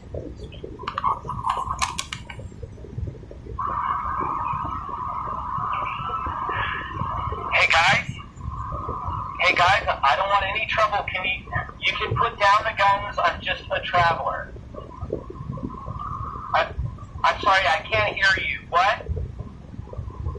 Can I come closer to the fence so that I can hear you better? I'm putting down my things, okay? You're putting down your weapon? What the hell is the matter with you, boy? I see folks coming through here and be wearing your skill like a suit. You believe this, Earl? Could you tell me your name? How about you tell me yours? I don't have Earl put a 5.56 millimeter round through your head. David. My name is David. Dave. But my friends call me Double D. But it's I'm trying to look really non-threatening, I promise. Well, you're doing a piss poor job of it, son. Commander Dale Edwards, leader of the 23rd Georgia Militia. 23rd Militia? Is that a military organization? And a camera? So where are you from? We're the last remnants of God-fearing patriots in these here United States. How have you managed to stay here without being overrun? Because your fence seems to be keeping you out. Fair point, but I'm also not a zombie. Let's make something real clear here, Double D. Your entire existence at this point is based on my good graces. I got two marksmen in those towers. A clear shot that you'd be more than happy to make a corpse out of you, one that don't stand back up. Clear. Crystal. And thank you for not shooting me. Can I ask you guys, how were you able to prepare for everything that happened? Only damn fool wouldn't have been ready for this. What other signs did you need? Everyone started ranting and raving about the medical company. It's curing folks. Karama Pharmaceuticals? That's it. Society has been breaking down for decades. Dependence on cell phones and chemicals in our food. People have been ignoring it, getting lazy. Too much time on the internet. We decided to be ready when it came. We started building and stockpiling supplies. Housing, fresh water, medical supplies, generators.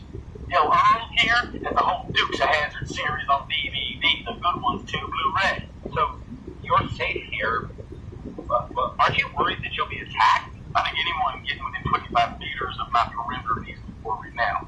My mama didn't raise me to be rude, but I think you've worn out your welcome. Go on now. Don't let me see you snooping around here again, because if I do, let's just say that our cameras take pictures a whole lot better. Permanent kind. Understood? Perfect. Thank you. Over the last few months, I've seen the best in humanity, and I've seen the worst. I've heard stories that have inspired me, I've lifted my spirits, and I've witnessed things that will haunt my dreams until my dying day. One of the most heartbreaking encounters I can remember happened by chance. I was traveling just outside of Fort Madison, Iowa, when the sky suddenly opened, drenching me in a torrential downpour. For the second, I forgot about the world around me as I ran for shelter.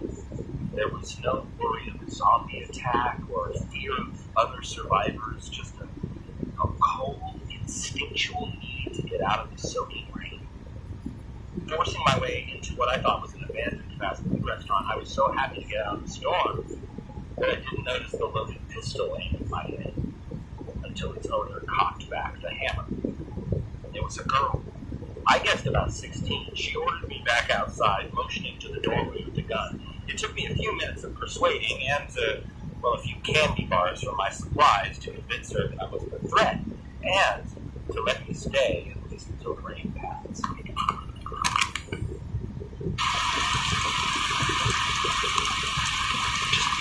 Just talking to the reporter. This is stupid. A deal's a deal. You better not be lying. I'm not. More candy bars for your story. That's the deal. I don't know what to say. Just say your name and where you're from. T. Is that short for something? Where are your parents? Dead. How long have you been on your own?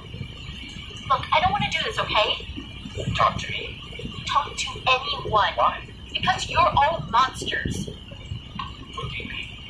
I mean, zombies want to hurt you, kill you. Sometimes people want the same thing. It's safer to just avoid everyone, living or dead. If I had it my way, I wouldn't have to deal with any of you. Have you had to deal with zombies? You mean like kill them? When I have to, yeah. Most of the time I just avoid them. Stay low, stay quiet, and if it gets too bad, flat out run. What about people? Have you ever killed? I can't even tell the difference anymore. Really, you're all the same. I avoid you, and if you keep coming after me, I make sure you stop. It used to bother me. I mean, back when it first started, I remember the first time I had to stop someone. I cried so hard I threw up. Stop a person or a zombie? It doesn't bother me anymore.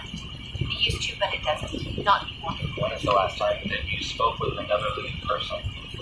A while, I guess. Mostly it happens like this. Like you. Someone will show up in some place where I am, and I either leave or make them. You're lucky it's raining really hard. You look like a wet dog. Well, thank you for letting me stay. If you're lying about the candy, you're gonna be sorry. I'm not here. I trust you. Don't. Don't what? Don't trust me. Don't trust anyone. You don't seem so bad. I do. Well, you... This is stupid. I don't want to do this anymore. Can we be done?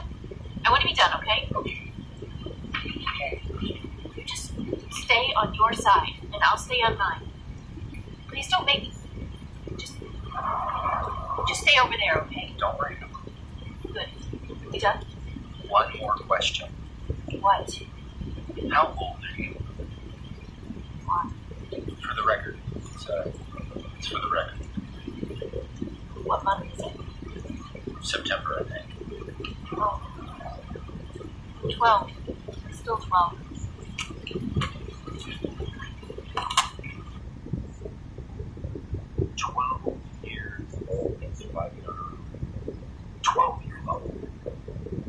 I'd love to tell you that we traveled together and that I eventually got her to trust me to the point where I learned her name. But the truth is, she was gone before I got up the next morning. I'm not even positive that she stayed through the night.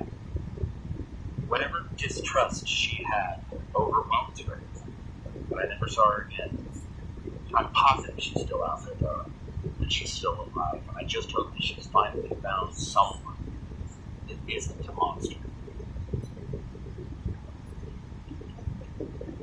I stumbled across a settlement in Ohio run by a man named Jack Hodge. While the area itself had been hit hard by the outbreak, a surprisingly large number of people banded together and survived. Most of the town had been recovered and secured, and while it made for an excellent trading post, I found that the stories I pulled from there, well, they were more valuable than anything I could have bartered for.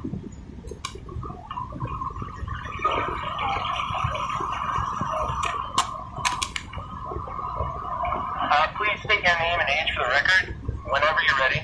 My name is John Hodge, but people call me Jack. Thanks for doing this, Jack. Most of your group seems to be avoiding me. Well, don't take it as personal. We had a bit of bad luck with some bandits a few weeks back. We're still distrustful. No badges? I heard a woman call you sheriff earlier. I figured that with that and the way that you carried yourself, you used to be a police officer. Whatever they need me to be, they feel better thinking I'm the sheriff, and that's what I have given someone to look up to. So you weren't a cop? Can I be honest with you? Please. I'm only doing this because I need someone to know the truth. I figure even if it's just a kid with a tape recorder, it should be on record. Something. Well, you realize that I plan on broadcasting this, right? So whatever you say has the potential to be heard by anyone listening. Well, I will come up with that in the point that ever happened. You really think you're going to be able to get a TV or radio station working again? And even if you do, what are the odds that anything you broadcast ever makes it all the way out here? Or for that matter, that we're still even here waiting if you do. I'll take my chances. Besides, I don't hide anymore. It's not me. Well, when you put it that way.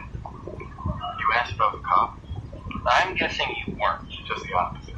I was.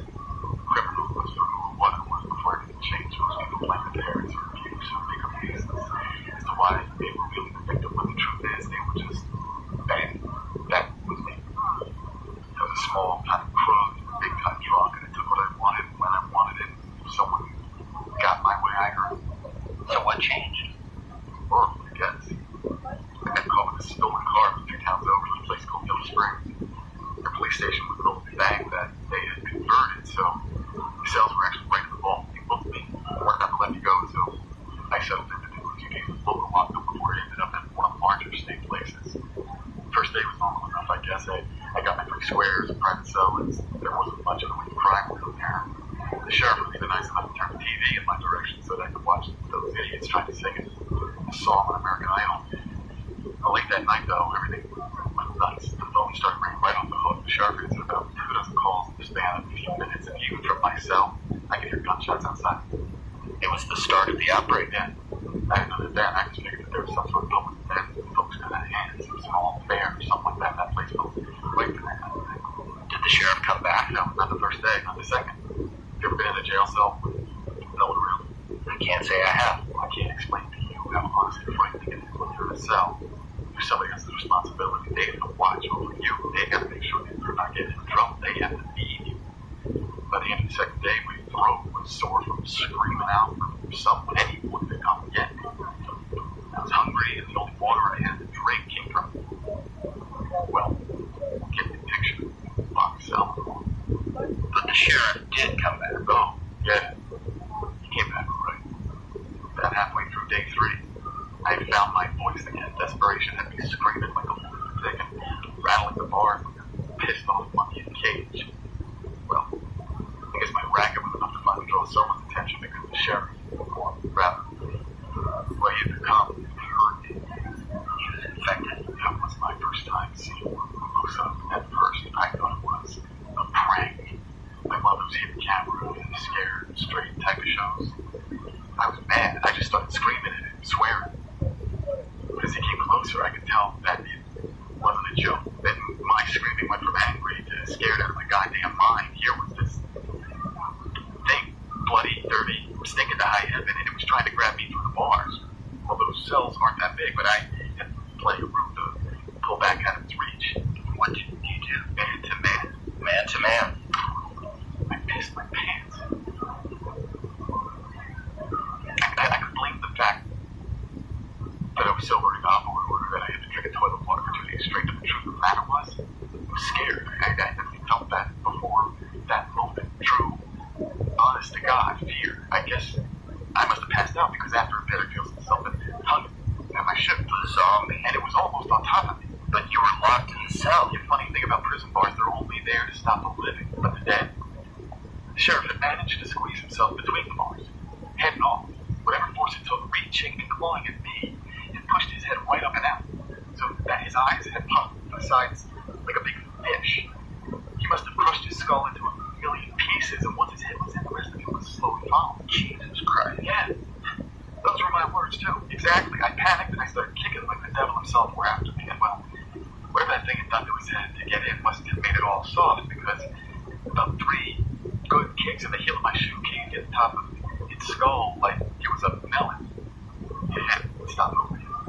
I really don't know what to say. I just sat there for a few minutes, still in my own piss, and the stink was oozing out of the creature that had just tried to kill me. The only way that I can describe it is I changed right then and there. I changed like God himself had given me a second chance, and I swore on my all that I wasn't going to waste it. And I grabbed the keys off the sheriff's belt and I opened the door to my new life. And now you're the sheriff. I'm whatever the town needs me to be. If they take solace in calling me sheriff, then I'm sheriff. If they need a protector, I'm a protector. If they need a friend, I try to be the best that I possibly can be. The truth is, I'm more like them than anything else. The zombies. I mean, how so? Because the man that I was died that day, and when I came back, I wasn't the same. I don't think I ever will be. And what's more, I don't think that's a bad thing. The tape ran out at this point, and by the time that I had managed to change it, Jack had been called away to settle a dispute. Still, his story is one of my favorites, and whenever I feel that the world has become too hard or too needed, I stop and I listen to him. If a man like that can become a hero in the face of this horror, then I know in my heart that we can come back from anything. As you heard in the beginning of my interviews with the sheriff, I wasn't getting many bites in the way of interviews in the settlement, and admittedly, this is probably my own fault. I was new to the whole asking people to share their most intimate stories with me thing, and my hesitation to approach them might have fueled their hesitation to be approached. And that to the fact that they had been robbed and forced to kill other survivors a few weeks before I showed up. And you can understand, well, why they were less than welcoming of some stupid kid shoving a battered tape recorder into their face. I was just checking my supplies and getting ready to hit the road when I got my only other interview from the settlement. And boy, am I glad that I stuck around. Okay, so this is how I've been doing this. Just state your name and your age for the record, and I'll ask you a few questions. That's it? That's it? That's it? You look nervous. People are going to hate me after this. Hate you? Why would they hate you? You want me to just answer? Or do you still want my name and all that? Oh yeah, sorry. Okay, please state your name and age for the record. Erin McGuire, I'm 19 years old. What brought you here today, Erin? Some people were saying that you were a reporter and that you were collecting stories for the news or something like that. Something like that. Do you have a story for me? Erin? This is my fault. Hey, are you okay? We can stop. Let me just try to say. No, keep it going. People have to know what I did. Okay. What did you do? This, all of it, this is my fault. The town, the bandit? No, all of it. The zombies, I did this. I don't think this was you, Erin. How could one person that... I was always a sick kid. I was allergic to everything. Pollen, cats, dust. I get these weird rashes if I sweat too much. I was allergic to my own sweat. My father wasn't around much, and when he was, he tried to toughen me up. But I couldn't. I wasn't some dirty kid who didn't want to play outside. I wanted to more than anything. But I get up there in the fresh air, and I'd spend the next 2 weeks in bed covered in snot. My mother tried everything. She took me to doctors and specialists, so they could help. She tried all that weird shit too. Faith healing and herbs. People who call themselves Willow Apple Tree or something. Waiting smoke around my bed. But nothing worked. I bet the smoke didn't help, huh? I threw up on her feet. Right before my 18th birthday, Mom came home early from work, excited, like really excited. First, I thought that we had won the lottery or something. Did you? I wish. No, she was waving this paper around and shoving it in my face, saying that everything was going to be better, that I was going to be better. What was it? Some drug company was starting trials in our area, and they were looking for people just like me, sick with allergies and colds and stuff. They had a new medicine that they were testing that was supposed to be the cure for everything. Colds, allergies, the works. Did you sign up? Yeah, but I didn't get in right away. You had to be 18 to take part in the study, and I was still a few weeks out. But we signed up anyway. A couple months later, they called, and I thought that my mother was going to have a heart attack. So you went in? Yeah. Did you know what they gave you? The name of the drug or the company sponsoring the testing? Not really. Everything was pretty secretive, and we had to sign a lot of forms before they even talked to us. It was a test group for some company called Curvana.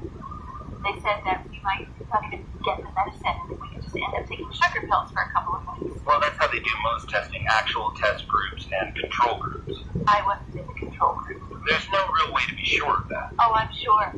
The very next day, at home, I was getting something down off the shelf for my mother, and I took a bunch of dust right in the face. Normally, that would have done me in for at least a week. But instead, nothing. I just stood there. No coughing, no wheezing, nothing. The very next day. That could have been. So I went outside. I ran outside.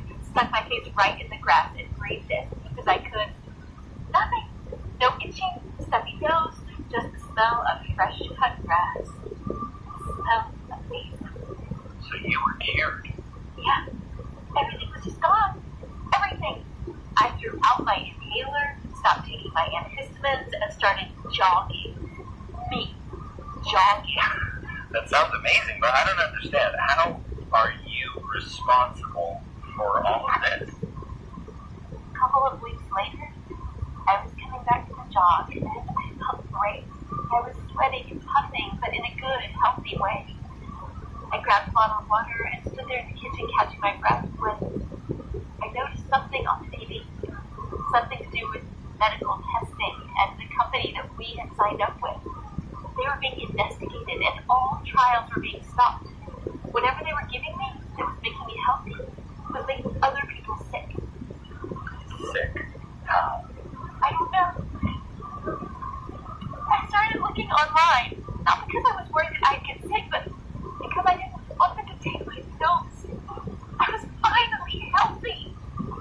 Nothing I found was helpful. It was all redacted or posted in the comments of some conspiracy theory websites, but it all said the same thing. What did it say? That coronavirus was making people sick by making them healthy. That we were spreading something horrible. And then just a few days later, all of this started. And do you think that you're the cause? Not just me, but yeah. If what they were saying on the internet was even a little bit true, then all of this is my fault. Aaron, no one knows what really happened. You don't know that some drug trial was the start of all this. You don't even really know that you got the drug. Have you ever heard of the placebo effect? Yeah. Then why do you think that you started this? Because I haven't been sick since. No one has.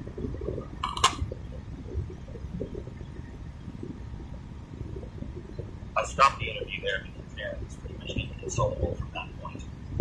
She started crying harder and apologizing, and the more that she did, the more I actually started to believe her. I'm not sure how much of what she said was true or how much just the guilty imagination of a scared kid, but looking back on it now, knowing what I know, she was right.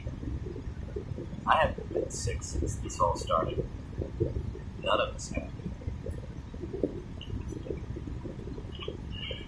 When I first ran into the group of runners, I didn't know what to expect. I'd love to tell you that the world was full of good Samaritans and helpful people, but I haven't seen it. I've seen enough bandits and scumbags preying on the weak to be that blind. At first appearance, I had assumed that the runners were part of a club or a gang of some sort. They wore leather jackets, gloves, and being comprised of mostly young, tough-looking men. I prepared myself for the worst, but what I found instead inspired me and keeps me on the road to this very place.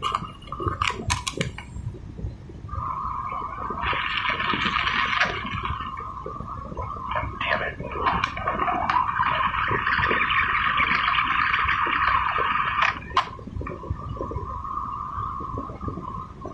Alright, okay, I think it. So, that's it, I think. Could you please state your name and age of record? My name? The guys call me Platon. But the ladies call me Romeo. Platon in Spanish, right? Rat. Man, I ain't no rat, dog. It's Platon, man. You know, like a mouse now. Because I'm small, man, but queen. I mean, and out before you never know I was there, if you know what I'm saying. That little rat, man, they're big and clumsy and stupid. I'm fast like a mouse. Cute like a mouse. Hey, use that, man. If anyone asks about my phone, you tell them that I look like the actor guy. What's his name? The one that married a cheetah before? Brad Pitt. Yeah, man, him. Anyone asks. I look like Brad Pitt. Latino Brad Pitt. Okay. How old are you? Old enough to get you whatever you need to say. I can't.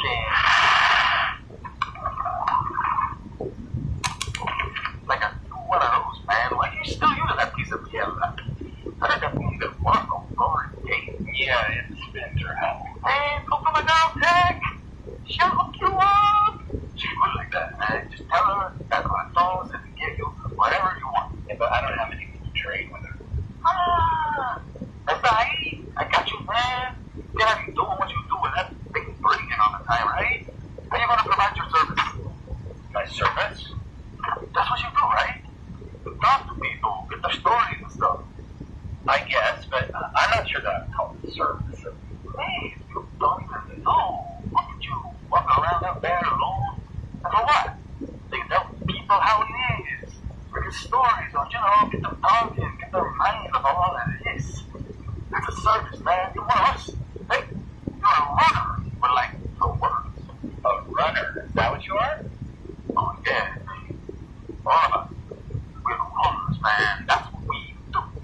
You need something, we run and get it. You need clothes, we get you clothes. You need guns, man, we get you guns. Anything you want, we go in and we get it for you.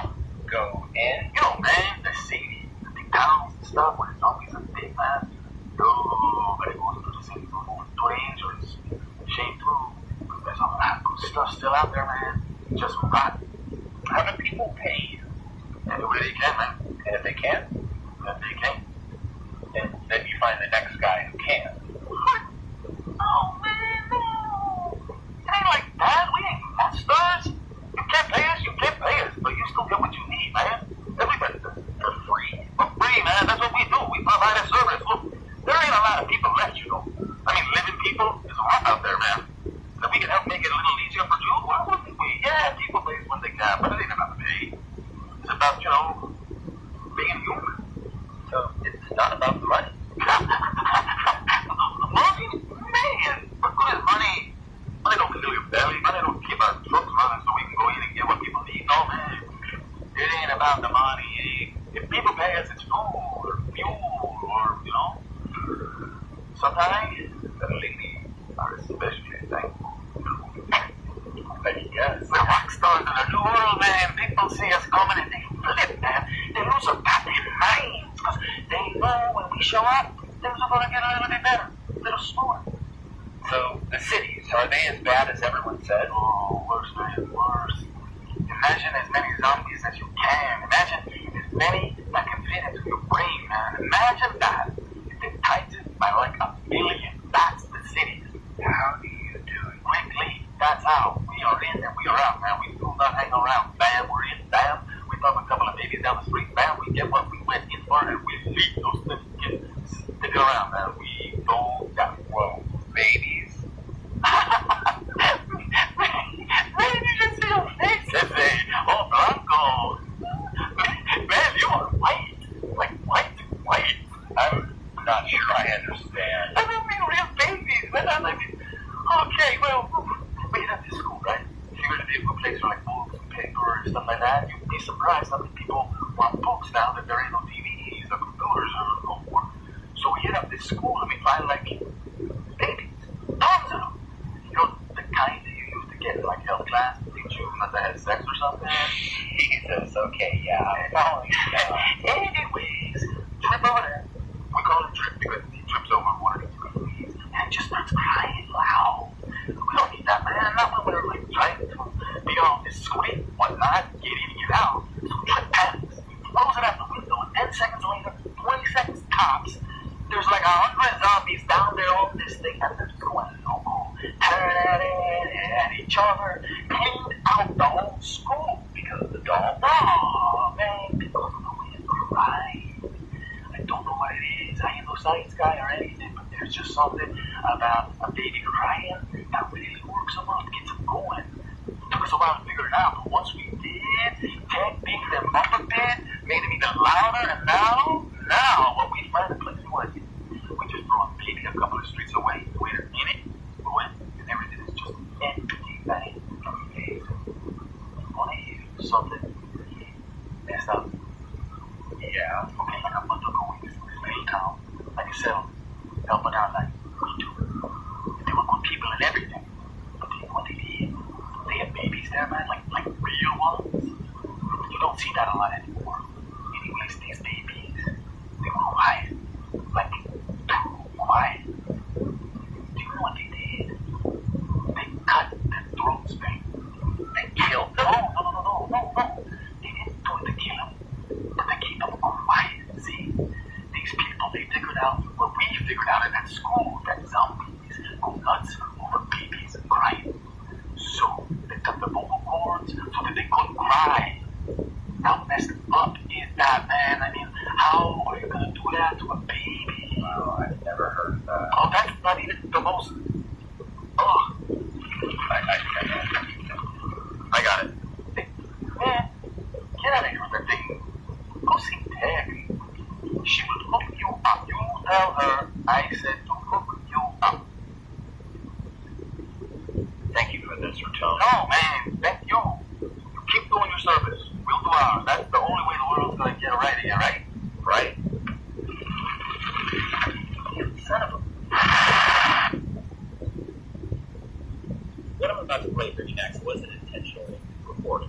I was working with a broken handheld at the time, and I had no clue that it had picked up the conversation. Normally, I would never broadcast an interview without the full permission of the subject. In this case, I learned from Raton that Tech, the voice that you'll hear in the next piece, was killed a short time after this recording was made. The runners were out scavenging when a small group of bandits attacked the camp. They took everything they could carry and they left no one alive. I wasn't going to initially play this, but now I feel that I have to. It stands as a commentary of the times that we're in, and it serves as a reminder, no matter how depressive or grim, the zombies aren't the only monsters out there.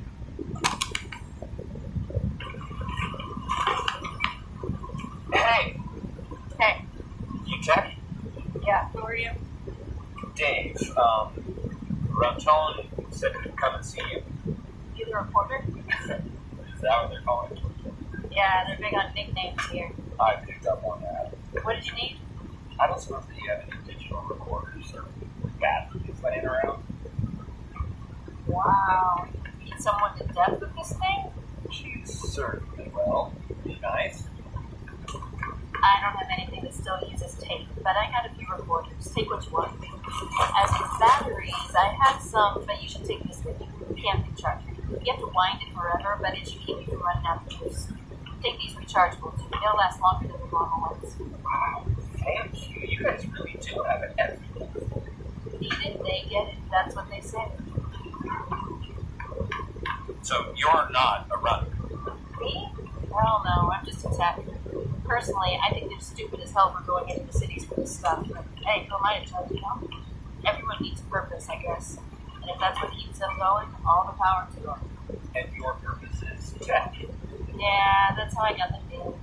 They dump out the hull and start sorting it. If they found any electronics, you know, phones, iPods, that sort of deal, they'd yell out tech, and I'd come and grab it. Pretty soon everyone stopped calling me Rhonda and just called me Tech. Raton said that you fixed up the babies. Yeah, you want to see one? Sure. That's a baby. I think it looks more like a disco ball. Zombies don't care what it looks like. It's the crying that brings them. At first they just throw out the dolls, but they get eaten up big way. Now, there's a speaker, remote control, and a nice round metal cage. The zombie runs up on it, kicks it, and chases it down the street. We haven't used the actual dolls in forever. You made this? Yeah. Back in the day, I worked for an electronics store. I was the kid who was always taking things apart to see how they worked. I had a PS4 before Sony finished the PS3. Now I make those things. Fix walkie-talkies, to rig up lights, anything to keep us out of the Stone Age. That's pretty useful. No. For how much longer? Eventually all this stuff is going to stop working. When that happens, I'll have to go out there with them. I like the camp. Nothing bad happens here. But out there, they lose guys all the time. What about zombies? Here? No way. We'd see them coming. And even if we didn't, we'd just climb up on top of the camper and wait for the other guys to come back.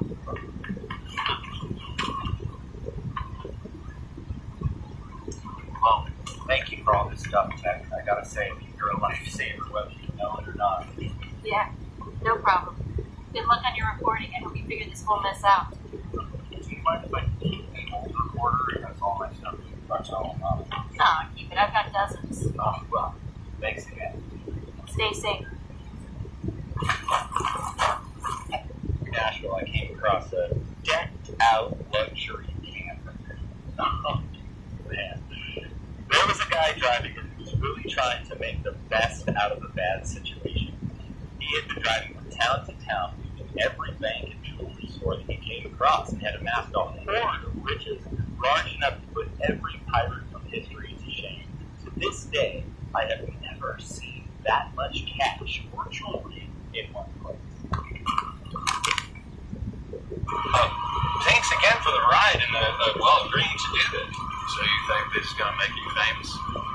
Well, I'm not really looking for fame. I'm just trying to make a record of what happened for future generations. I'm going to be rich and famous. Just watch. I mean, I've already got the rich part down right. There's no denying that. If you could please just state your name and age for the record. Oh, you bet. Hello, ladies. Slick Rick Jarvis here. You probably all know me by now, but this is how it all started. And how old are you, Rick? True blue, I'm 32. Right. If you could describe in your own words the vehicle that we're in. This is just temporary. I couldn't fit everything in the Camaro anymore, so I had to expand. I call it the bone bus. What do you think? Well, it's certainly... Right. I mean, look at all of this stuff. Jewels, watches, necklaces. I've got it all. Do you know how much money I have back there? How much? Enough to drop every pair of panties from here to California. That's how much. Over $10 million. Seriously. And that's just the cash. I've got so much money that I had to stop taking anything smaller than a 50 because I ran out of room. You believe that? You know what else I got back there? A bed frame full of $100 bills. That's like $2 million in $100 bills, and I sleep on it. That's for $1 million, lady. Wow. Is it comfortable? You bet your ass it is. $2 million comfortable, though I don't really sleep on it a whole lot. I usually use the cot next to it. I've got So you've been driving from town to town, robbing banks and jewelry stores. Whoa. I'm not robbing anything or any more. Those places were abandoned. I'm not some low-life bandit, man. I'm just picking up what other people left. But you are focusing on banks and jewelry stores. Well, yeah. What is it that one guy said? Because that's where they keep the money. And let me tell you, there's a lot to be had. See, that's how you know that it got real bad real quick, don't you? When things go bad, people always start to steal, get fired. Some guys run away with the TV and flood, and they're kicking in the door of the liquor store. This is different. No one really took it. Well, we just ran. Most of these places weren't even locked up. Can you imagine that? All this gold and money and jewelry just sitting there going to waste. Well, there really isn't a huge need for money right now. No real use for it. Oh, that's your mistake right there. You're just like everybody else thinking in the now. Oh, Rick's thinking of the future. You're telling me that the government isn't going to fix this, that the army isn't going to show up, and eventually everything goes back to the way it was. They probably created this whole thing just to thin the herd. Money might not be worth anything now, but when this is all fixed, I'm going to be rich and famous. So you think that all of this is just temporary? Probably. I mean, even if it isn't, I know plenty of people still want gold and jewelry on with your leg. Okay. I just gotta get the glove box and there it is. You see this? Here? Take it.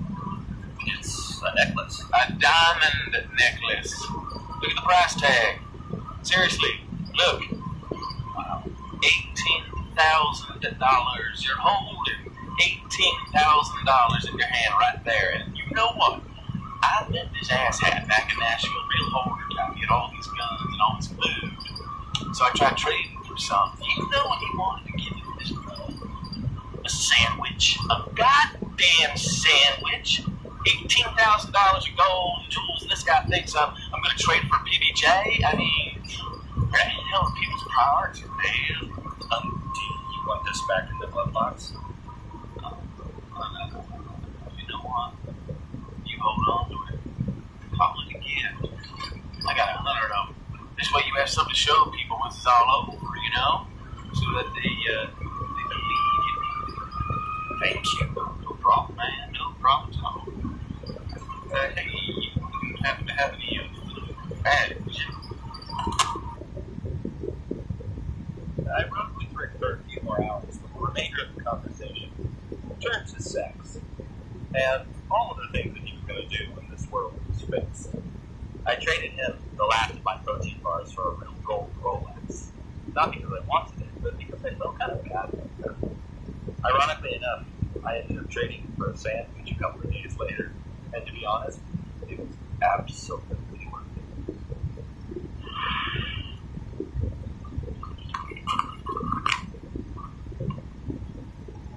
So if you're still listening, congratulations. You now know as much about all of this as I do. And like I said at the beginning, I've tried my best to share the facts as I've found them and to leave out any bias or blame, because none of that matters. In fact, the only thing that matters, the only thing that matters is that we survive, and that we continue to do so. These weren't paid actors or well-crafted characters trying to influence any social, political viewpoints that no longer exist. They're real people who somehow can be honest and me and you. They're what's left in this world when the dust settles, and all of the experts who were supposed to have made it didn't. Because in the end, survival comes down to only two things: natural instinct and blind, stupid, often unbelievable luck. There is no other factor, so if you've lost something, mourn them. Hold on to their memory with all of your heart and remember them with every single breath, every single day. But let go of any guilt. Let it go right now. It will only weigh you down, and eventually it will bring you the same tragic fate. Except that there was nothing that you could have done, and that there wasn't a goddamn thing that you can do to save anyone out there except yourself. Everyone has a plan until the horror starts. Do you know how many zombies I've seen wearing fully stocked backpacks? How many had weapons at their feet or still holstered around their waist? I've even come across one poor bastard through a suit of medieval armor. He was just laying on his back, rocking back and forth like some sort of giant undead turtle. You're only here because you made a saving throw that most of the world failed to make. And if you allow yourself to obsess over the ghosts of your own guilt, it will pull you screaming into the grave.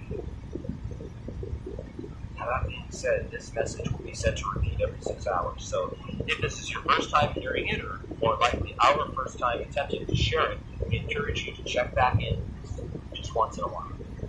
We're hoping to occasionally update this broadcast with any new information that we can find, maybe even with a few more tales of survival and hope. If this isn't your first time, we thank you for listening to us again, and we understand that sometimes just hearing another human's voice, things are this bad, it can happen. If you check back and there is only silence, if we are gone, either from this location or this world, you need to remember, you are not alone. You found me if only briefly, and you will find others no matter how dark, bleak, or lonely it gets out there. You have to remember and take solace in that one simple fact. You are not alone. So with that in mind, goodbye and good luck. I know you will make it. This is Double D signing off for now.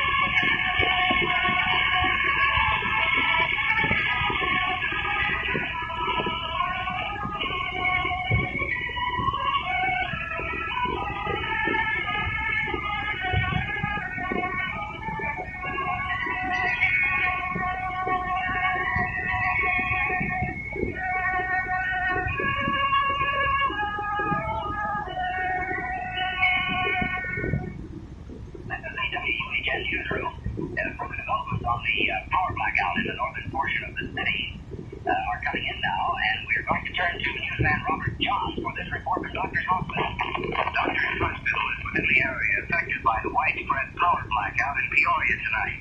Power is being supplied by an emergency generating system. Hospital officials here declined to comment at this time on the nature of the disorder affecting at least 20 persons admitted for treatment within the past hour.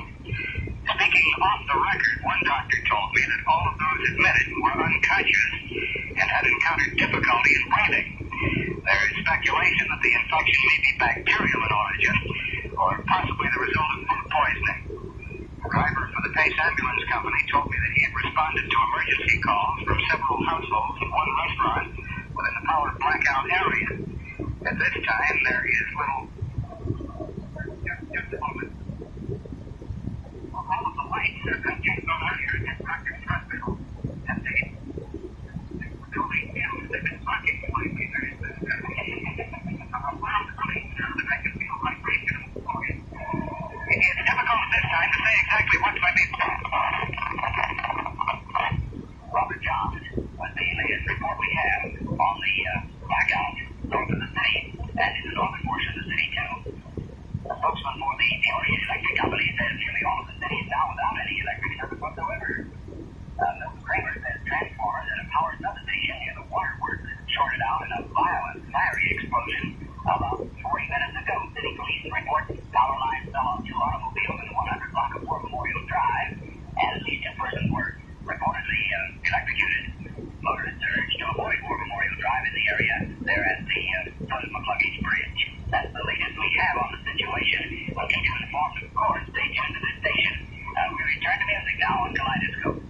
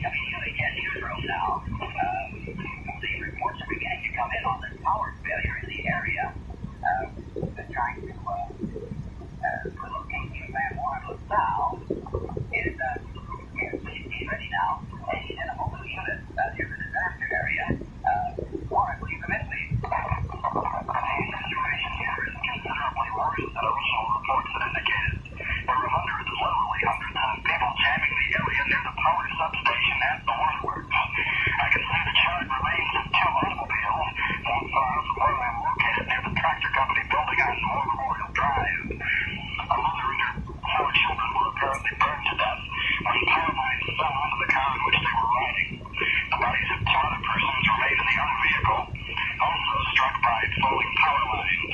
A fire department rescue unit is at the scene now.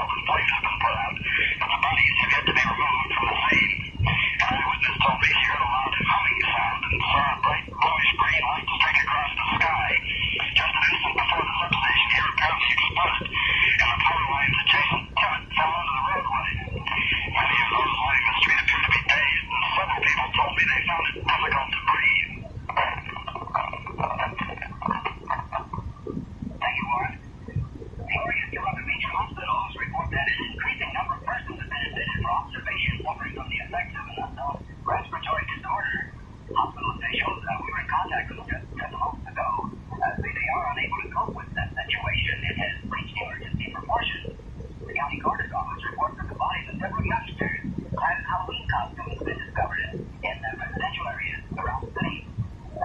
Cars everywhere. No indication of violence or foul play. Power company spokesman Tony Kramer said that all generators at the generating station on the river have ceased to function. And the blackout now covers the entire city. Kramer said personnel at the plant say they heard a loud humming sound as the building began to vibrate. And you can think that there is sadly no power in the city. Police say they're receiving a lot of calls on a bright light, blue or green, they're not quite sure. Moving slowly to the northwest in the city, over in Peoria. What we have at the moment, there is a power blackout. We caution everyone to remain calm and, use the most caution you possibly can. And get back to you with further developments on the WUA as usual. In the meantime, we'll go back to Kaleidoscope.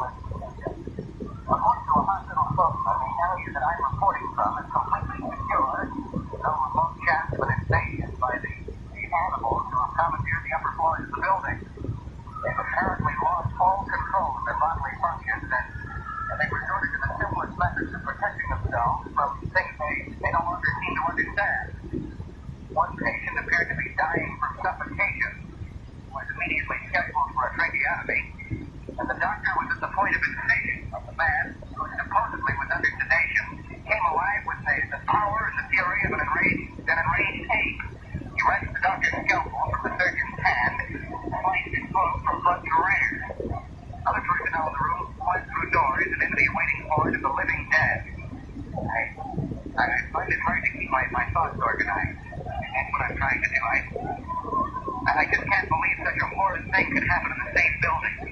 All flights above this level have been completely barricaded and reinforced with tables, cabinets, chairs, machines. All equipment that is movable has been removed and set up in an effort to stop any living thing that might possibly break through the primary barrier. People are rushing about in a frenzied determination to stop whatever might be on the other side of that wall. There's absolute bedlam here now. They've smashed the plate glass and... Oh, I've never seen anything like it. They don't even look human. Oh, my...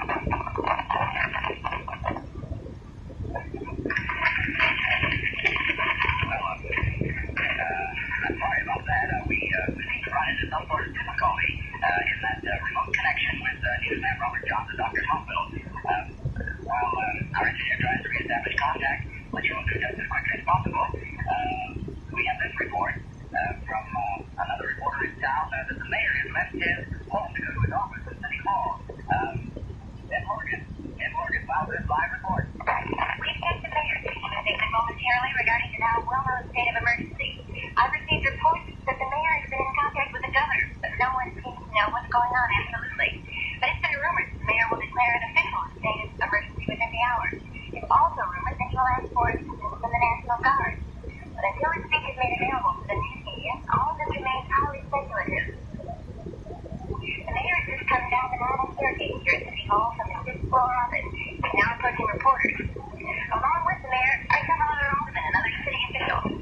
The mayor reportedly intends to confer with other government officials before making a statement. Thank you, ma'am. While we were waiting for the mayor's statement, it'll be along in a moment, I understand. Let's take this report now from the Wagner Clinic, from the Vaughn report. I have Dr. very quickly.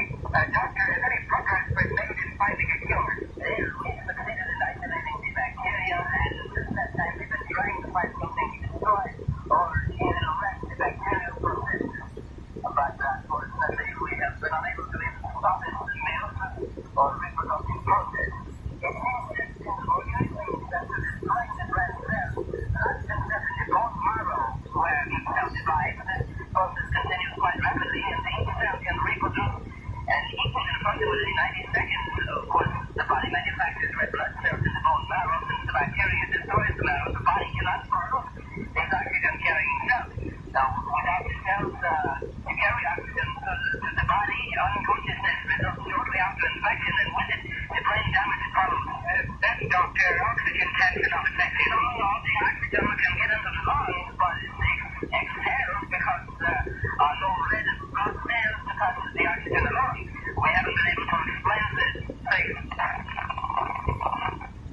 We're back at City Hall for the long-awaited statement from the mayor. Citizens of the area, ladies and gentlemen of the press, has been in contact with city officials and the governor's office.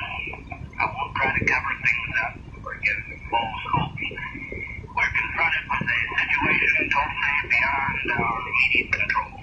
However, officials at Doctor's Hospital have assured me that everything possible is being done to find a cure for the disease sweeping our city. I must emphasize that panic will only make things worse. Therefore, acting martial law throughout the city, and I'm ordering everyone to remain behind locked doors in their homes. The police commissioner has given his men the orders to shoot to kill. This is, of course, necessary to ensure control. If you're not at home, you must either go home or locate your nearest civil defense shelter. We're doing everything possible to combat this dilemma. Please stay at home, etc. What response have you had from the governor's office, sir? Well, it seems as though our governor thought it more important to spend the weekend Michigan, Wisconsin residents than his Tennessee office down in Springfield, controlling the official business of the state of Illinois. And that was the mayor's report on this now grown to an emergency situation. We're here in the WUEF General. We have an unconfirmed report of a light plane flying in the VFR mode. That is the same pilot flying into the Peoria Airport pattern by eyesight only. Because radio communication at the tower are completely without power. And it seems that the pilot tried to radio the tower as the reporter shorted fuel. Because the tower is without electrical power, they're unable to receive the pilot's plane force uphill. The pilot attempted a landing by eyesight, I'm told, and apparently there's no common highway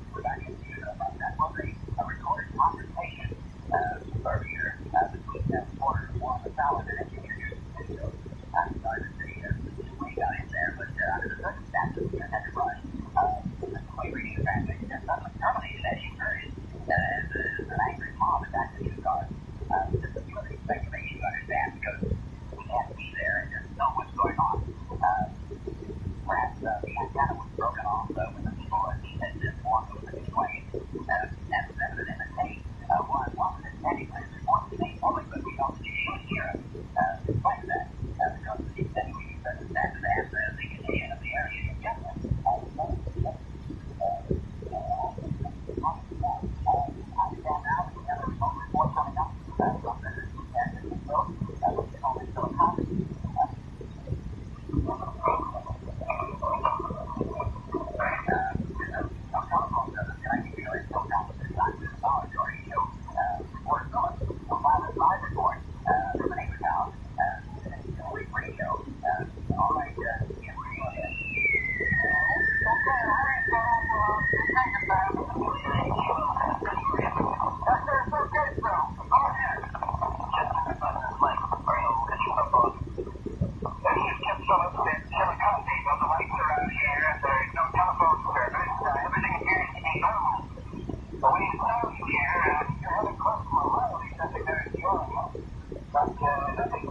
you know, it took about an hour and a half ago or close to that. A couple of my neighbors were outside talking about a bluish green flash across the sky. And whenever Joe Powers, who was waiting on using a violin, just returned about 10 minutes ago from Pikeville, and he tells me that aside from the fire's communications difficulty, everything is normal there as well. And some people across the area from Chillicothe and told of being attacked by crazed half-human creatures. A massive traffic movement through this little community has created one of the most tragic times imaginable. I'll stick by them right here, and if you're needing any more information, this is just from Chillicothe. That was Phillips reporting on the situation in Chillicothe. You're listening to WUAM Radio. Trying to keep contact with this emergency and follow failure that has occurred in the area. Because police report that aside from the car blackout, there's no difficulty in that city either. Apparently it's localized here. We just been in contact with Bart Fox of the police department. She reports the finding of another body at Doctor's Hospital. Let's let her in now. Right here on Fox. Bart Fox reporting from police headquarters where officers just finished filing a report on the discovery of a mutilated body in one of the rooms of Doctor's Hospital. The man reportedly clad only in a crucifix was found between floors. The upper portion of his body was left on the third floor when the elevator doors closed on him. The elevator descended, the body was dismembered. According to the report, the upper portion of the man's torso was riddled with daggers and glass 1/2 inch thick. The bleeding had completely ceased by the time the body had reached the elevator shaft. Interns tracing the trail of blood surmised the man had been dragged from a nearby office where the glass windows had been shattered. The report continues because the body was without clothing, no identification was possible. Police are baffled by a length of what appears to have been a microphone cable that was placed in the dead man's fist. This is Bart Fox reporting.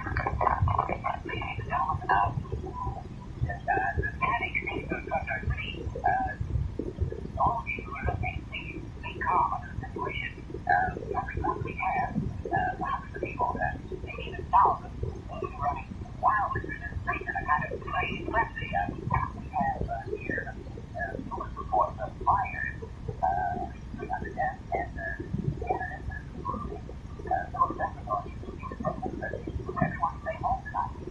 There's a medical expert in the hospital who back there, which has affected the nature of many of our citizens. Was baffled by this phenomenon. Several prominent physicians and recommended the consumption of any food other than canned. Canned is very reasonable rate for the moment. Several defendants already recommended if you're going to get this water, especially before eating, before drinking that. In any event, with police or the fire department must be contact the telephone company, and the city police have provided mobile communication staff by some of the streets. I don't know how to talk to the loud assistance, where the area. That emergency. We're not going to also allow the area. Now, I'm going to report the case that was separate. Several events, emergency communication, and then follow a number of social and outside affected with the whole community. Under those circumstances, all except the fire court, the police superintendent, and Alexander remind all police officers of the days on handle the arrest process, including now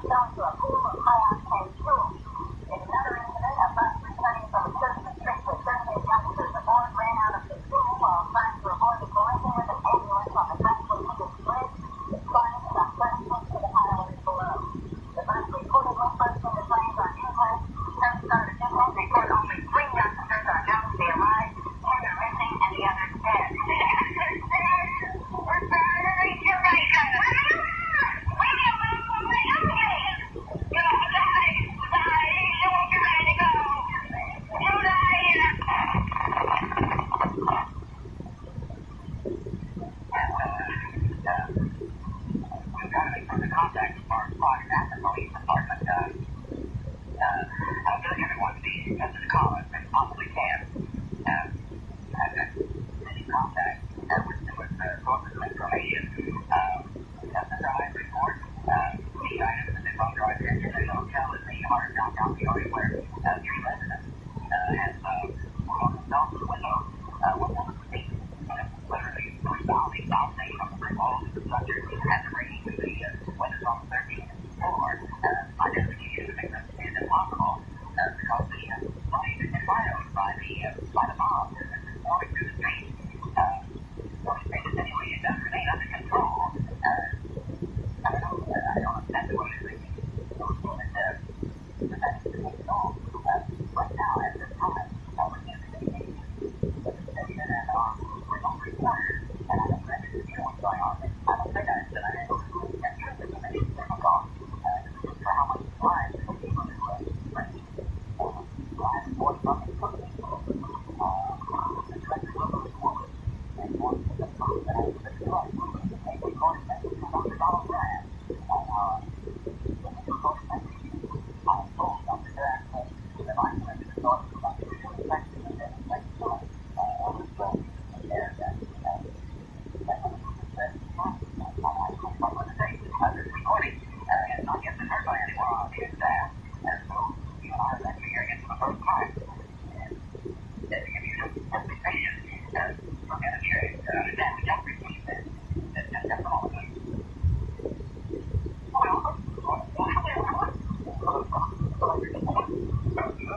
Dr. Donald Curran speaking to you from Lutheran Hospital. A team of prominent Peoria physicians, including myself, believe that we have discovered the source of the unusual bacterial infection. Now, I must emphasize that we were not able to develop a cure to combat this disorder, and that we can offer only the following preventative measures. And we number it. If you compare it, that the consumption of tap water increases immediately. This is of vital importance because our medical research has demonstrated that shutting out any bacteria all over the world is a type of bacteria. It is of utmost importance that I reiterate that all support must be seasoned. We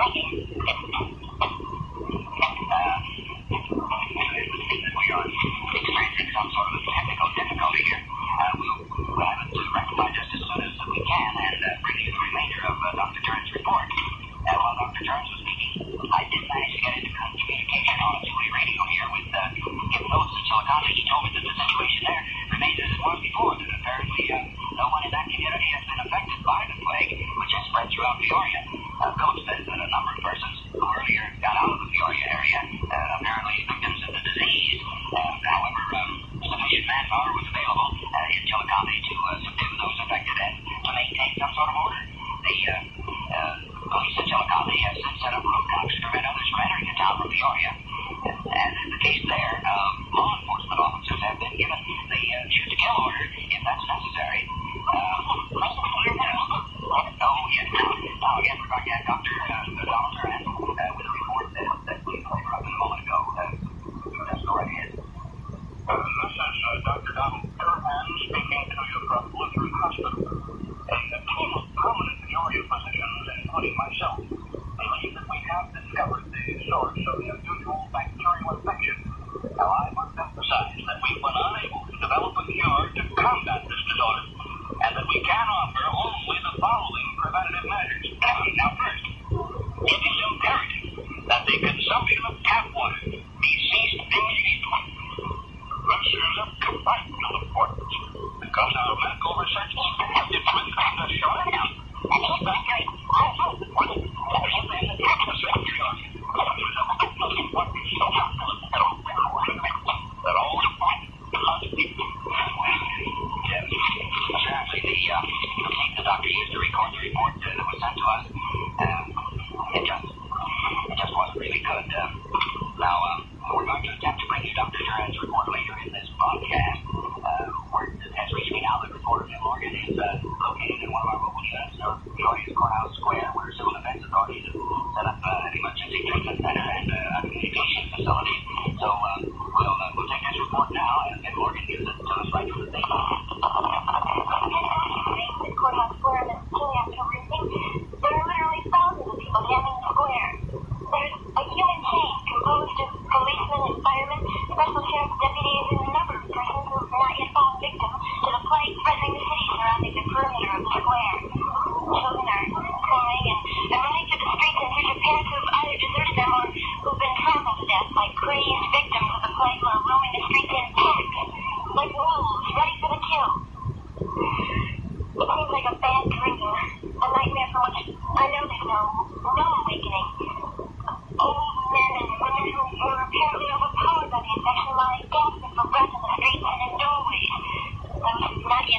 from the effects of a strange bacterial infection are, for the most part, panic-stricken and are huddled for warmth in small groups within a small area which has been secured. Only a short time ago, it was like any other weekend night in Peoria.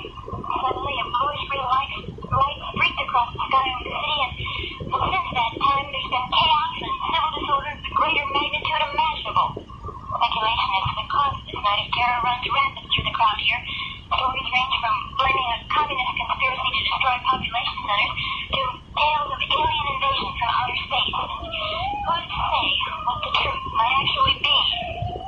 There's sporadic shooting as police fire into bands of the crazed once humans who periodically attack their own kind like savage beasts of the night. The injured lie everywhere, and medical teams are but far too thin to be of any real value. It seems as though no one is immune from this dread disease. There's an unconfirmed report that the mayor, after issuing a statement to City Hall, fell victim to it himself and brutally attacked a reporter as he attempted to leave the building. No one is able to explain why some have been affected by the disease and others not. In many instances, some members of the same family have gone raving mad while others remain apparently normal. Symptoms of the disorder are easily recognized. First, there's dizziness and vomiting, then extreme difficulty in breathing may be encountered. Secondly, the victim then falls unconscious for a short period of time. It is then that the skin loses its color, becoming almost gray. The eyes turn a deep red, almost glowing with luminescence. But when the victim regains consciousness, he lost complete control of his faculties and attacks anything or anyone near him, resorting to the most carnal and bestial acts imaginable. As we speak to you, I stand beside the body of a small girl, clad in what appears to be the blood-soaked remains of a Cinderella Halloween costume. Not 10 minutes ago, the body was dragged here from outside the defense perimeter by her hysterical mother, who said the child had been attacked by a group of 5 or 6 of the bloodthirsty night creatures, who savagely beat and kicked the youngster before tearing her with their bare teeth. I don't know how much longer I can take this spectacle. Has the whole world gone mad? The cloud-shrouded scales of night sky is crimson in the distance. The smoke glimmers like a pole over the city as numerous fires rage out of control, leaving parts of the city. Fire units stand ready here to guard against the possible spread of flames into this area. In the sky to the southwest, there lingers a faint bluish green glow from within the clouds. The light was headed for a time near the waterworks, streaked across the sky to its present location, and it remained there for the past 40 minutes with no appreciable movement or any change in its intensity. Police attempted to get near the area where the strange glow remained, but fire raged completely out of control near the site, and they have as yet been unable to get close enough to attempt investigation. Near the center of the square,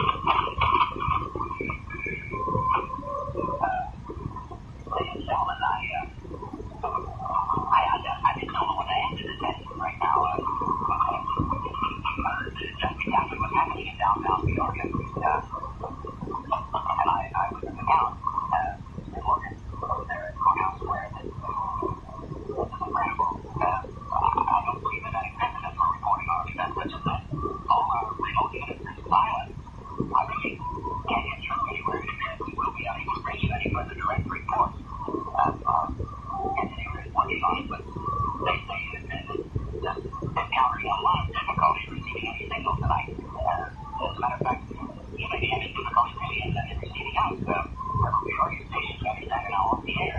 Those listeners in the downtown area have just ceased to broadcast. Apparently, equipment breakdown, power failures, of course, and stuck situation in the area for a long time. Absolute bedlam, rain in the Western city where friends have become the biggest enemies in the week of this insane confusion that has been brought on by alien invaders from our studios. Our staff are outside the city. It's difficult to assess the situation at this time. Our recording facilities are broken down. There's no way of knowing. Officials at a downtown hospital earlier confirmed that a badly mutilated body received about half an hour ago in downtown reporter Warren Sound.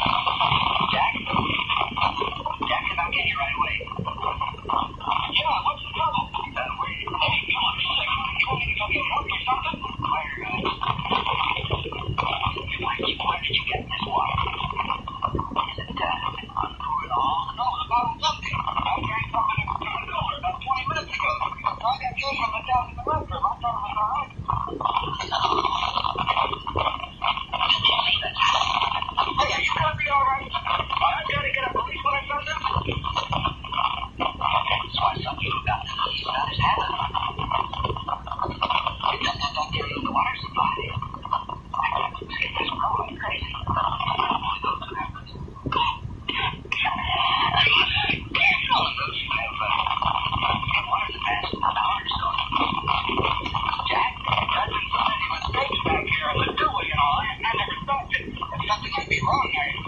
No, it's your fault, but you've got to get me out of here right away. Now, how'd you know what happened to the others? Get me out, they'll be locked the doors, no matter what. Don't let me back in, but I couldn't do that. You and I have known each other for 5, 6, 7 years. I couldn't do that. No. I saw you there. I doubt I don't want to hear that anyway, but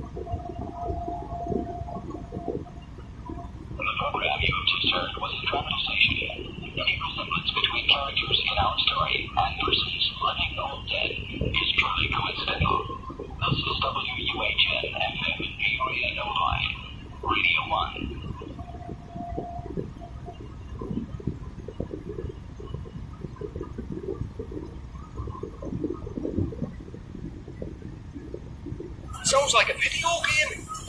Anyways, there you go, guys. Enjoy. Cheers, mate. Here's the 20. Keep the change. Let's get this party started. Yes, let's get some shots. Steady on. You got me that drink already. What's up? You alright? Yeah, thanks. We've got a live band for you guys tonight. Give it up for Splats and the Effects. Hey guys, we're Splats and the Effects. This is our latest single, Black Fairy.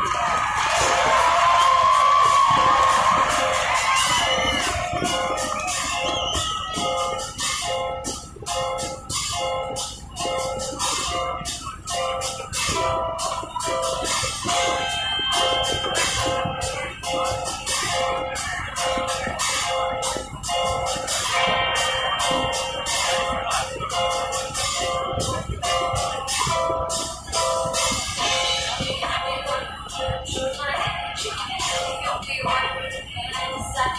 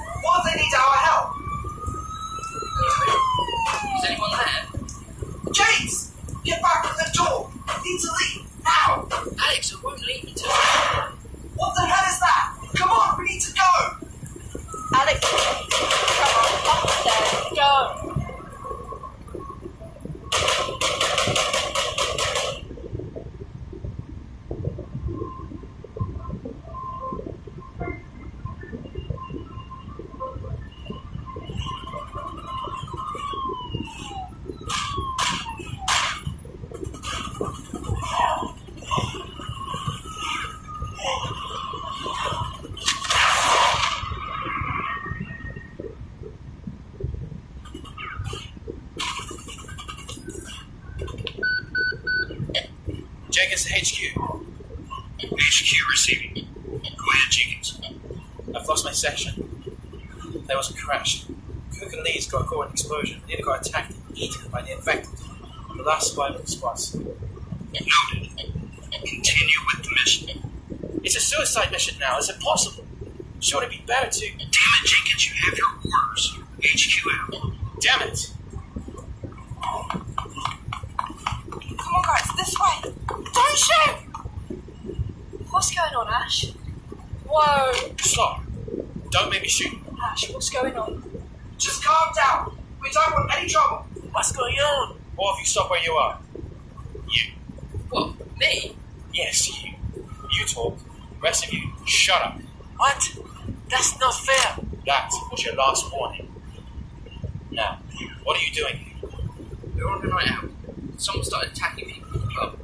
We panicked and ran for our lives. We don't know what's going on. Can you tell us anything? You look military. Okay, we need to find somewhere defendable to pull up. We can talk more then. There should be a block of flats not too far from you. Follow me and don't do anything stupid. Hey, who the hell put you in charge? Who are you to tell us where we need to go? I just want to go home. Shut up. You can't go home. I'm in charge. Do you want to challenge that? Okay, look, we'll come with you. We're safer being with you than we are running around on the road. Just follow him and just shut up for once, right? Good. Let's get moving before more of those things show up.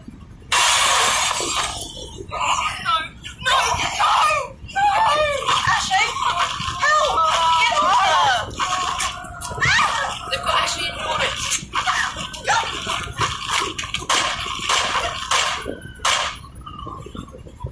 Ashley, Jordan, are you okay? Talk to me. They're dead. I'm sorry. What are you doing? You shot them. You're crazy. Shut up. Look, I'll explain when we get to safety, but trust me, it had to be done. Me too. There could be more crazy people around. No, he shot them. We don't have time for this. Stay here, die, or come with me. James, this guy might be crazy, but he's the only one with a gun. We need to get us out of here. James, he's right. I don't like this guy either, but we need to get out of here. We need to go now.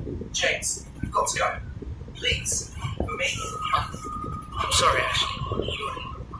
You two didn't deserve this. Let's go.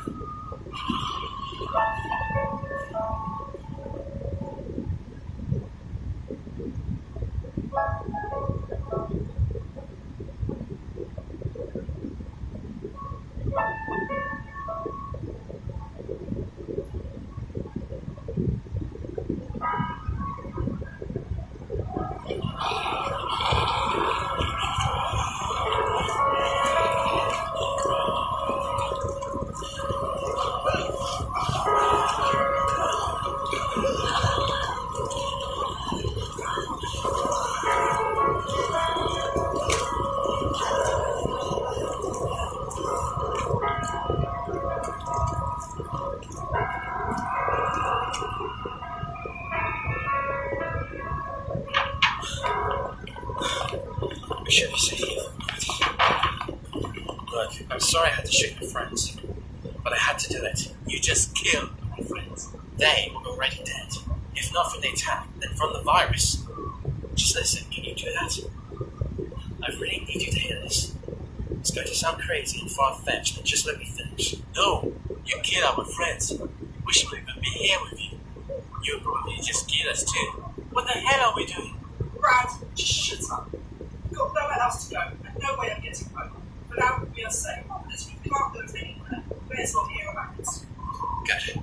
It must be some kind of bioweapon. A virus that's gone out within the population. Maybe it was made by the military or some kind of terrorist attack. I don't know. What I do know is that it's got out and it's infecting people. Just don't know why, I don't know how. What, it drives you insane? Hang on, is that why they're biting you? It's worse than that. The dead, they're rising. They just get up and start walking again. And attack the living. That's not possible. Look, it's true. I've seen it. If you're bitten, you get the virus too. The infection must pass through saliva or blood-to-blood contact. Once you're infected, you die, you rise up, and then you start attacking others. At the moment, we don't know how it got out or why. That's why I had to shoot my friends. Are you actually kidding me? You're describing zombies right now. Sorry, but they're not real. I told you, he's crazy. Yes, I'm describing zombies. Someone has created a virus that's made the undead real. I've got a question. Why have so many people gone insane at once? I believe that it infected enough people upon its initial release that it spread rapidly through saliva contact. That does include coughing or sneezing. So does this sort of need to just make contact with skin? I'm pretty sure we must have got someone else like that. Been attacked twice. No, it has to make contact with broken skin. Right, okay, so what now? Look, I have no idea why I've been sent in. And the fact is, this is ground zero, okay? I guess now I've been sent here to figure out how the virus got out, and to try and find where it came from. Right, okay. Great, so where is ground zero? The truth. Great. I always knew you were a twat. Now, I know you're a suicidal twat. Whoa! I was joking. Please don't shoot me. Don't. The world as we know it could be over. And you just want to waste time being a bully. I don't think people as stupid as you are real. The truth. It's ground zero. Which means you choose ground zero. That makes sense. Considering the number of people that needed to be infected for it to spread so quickly, as well as so many people who commute and visit London, it just makes sense. Can you please put the gun down, man? I'm sorry. I'll shut up, okay? Better now? Good. What are your names, anyway? I'm Alex. The buddy over there is Brad. James there's our little genius. Over there, that's Mick. I'm Lance Corporal Jenkins. Look, I know this is asking a lot from you, but I need your help. I lost my section getting here, and I can't do this alone. Can't you get us back? No, not here. Not now. It's just me and you guys. No way. I'm not risking my life. I've nearly died twice tonight. I'm out. Right, I'm in. You're just as crazy as he is. Excuse me? No, I am not. We are safe here, you idiot. Why the hell should we go back out there? Why should I risk my life again? Give me one damn good reason why. Ashley and Jordan are dead.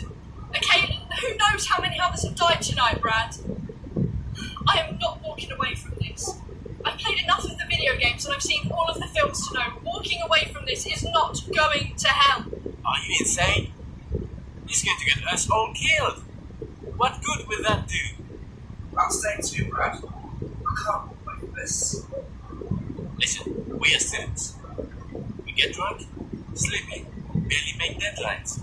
What good are we going to be? That's exactly the point, Brad. We achieve barely anything. And if we walk away and die, what will we have done? Nothing. I'd rather fight to save as many people as I can, than die knowing I tried when it counted. Look, I agree with Alex, okay? What do you think, James? I can't believe this. You're stupid. We all know what James is going to do anyway. He's not going to be balanced. Is he? Okay, Brad. Seriously, shut up! James? I'll stick around too. I'm not staying here with Brad. So I can count on all of you, apart from Brad. He's got places to be for the sounds of it. What's the point? I won't survive on my own. I might as well stick around, at least if anything happens. I'm a little less likely to die first. Brad, you are such a selfish... Oh! Ashley and Jordan have already died, so don't you dare say anything like that again. I want to survive, and if it comes down to it, I'll push any of you away if it means I'll live. Get over yourselves. You will all do the same. At least we'll die doing the right thing. I never thought I'd ever be in this position. But I'll do everything I can to make sure we all survive this. We need to secure this place for the night, so we can get some sleep. Find whatever you can to block the doors and windows. Leave the window that is overlooking the alleyway clear though. We may need it for a quick exit. Once we're done, I'll take the first watch. I'll wake someone else up for the next watch. Yeah, let's have a guess who would help me. You know what, Brad? I'll wake you up first, and then you can wake up Alex 3 hours after your shift, okay? Oh, come on, seriously? I'll take the watch after you, Jenkins. Right, let's finish up and get this place defended. Let's move it, people. Let's move like we're on purpose.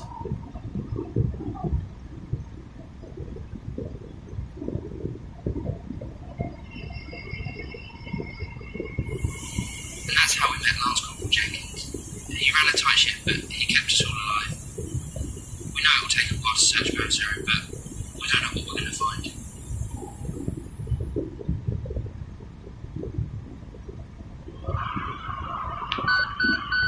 HQ, this is Jenkins. Do you copy? Over. HQ, received. I've managed to recruit a group of students. They've agreed to help me find Ground Zero. I'm not sure how useful they'll be. But you never know, extra hands might come in handy. Do they know the true nature of the mission? No, they don't. If they become a risk to the security of the mission, we're going to have to terminate them. What? They're only students. They would be a risk. God damn it, Jenkins. You have your orders. Security of this mission is priority. Terminate anyone who jeopardizes them. HQ out. Understood, sir.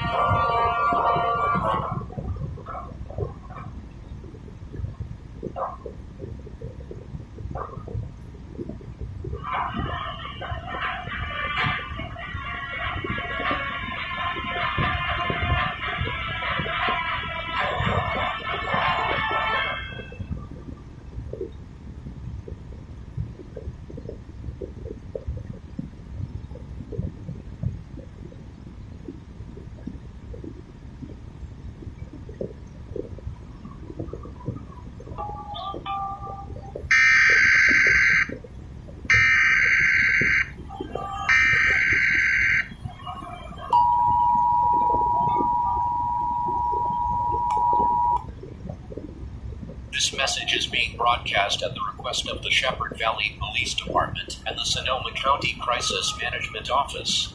This is not a test. As of 8:46 p.m. yesterday Central Standard Time, local authorities have been responding to a rapidly growing civil disturbance in the Shepherd Valley and Sonoma County areas. It is believed that a local viral outbreak has mutated into a highly infectious strain, presenting with symptoms of erratic and uncharacteristically violent behavior. For your safety and the safety of others, please refrain from venturing outdoors at this time. If you are currently indoors, stay indoors. If you are outdoors, please make your way home or seek shelter at a friend's home immediately. There is no need to panic or act dangerously. Lock doors and windows, and do not respond to strange noises or knocks. Do not call 911 for information, or if you are not experiencing a life-threatening emergency at this time. It is essential that communication lines remain open for serious emergencies. If you see someone behaving strangely, or you or a loved one experience a sudden onset of nausea, please dial 911 immediately. If you come in contact with law enforcement or National Guard personnel, remain calm and follow their instructions. Stay close to a television, radio, or another device that can receive emergency notifications. Periodic updates will follow.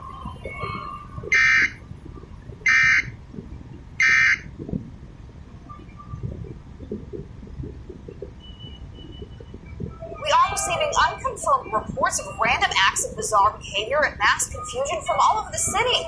Details are scarce at this time. It was a horrific scene. Something out of a zombie. You walk up a block, you see nothing but people laying around, shaking on the ground. Took them and ran to the back of the store, and we jumped over the counter and just hid in one of the storage rooms. Never before in my life. That was like a war zone. I mean, it wasn't just a little pistol. Those were big, big guns. Oh my God. Had his face completely from the top of his forehead to almost the jaw.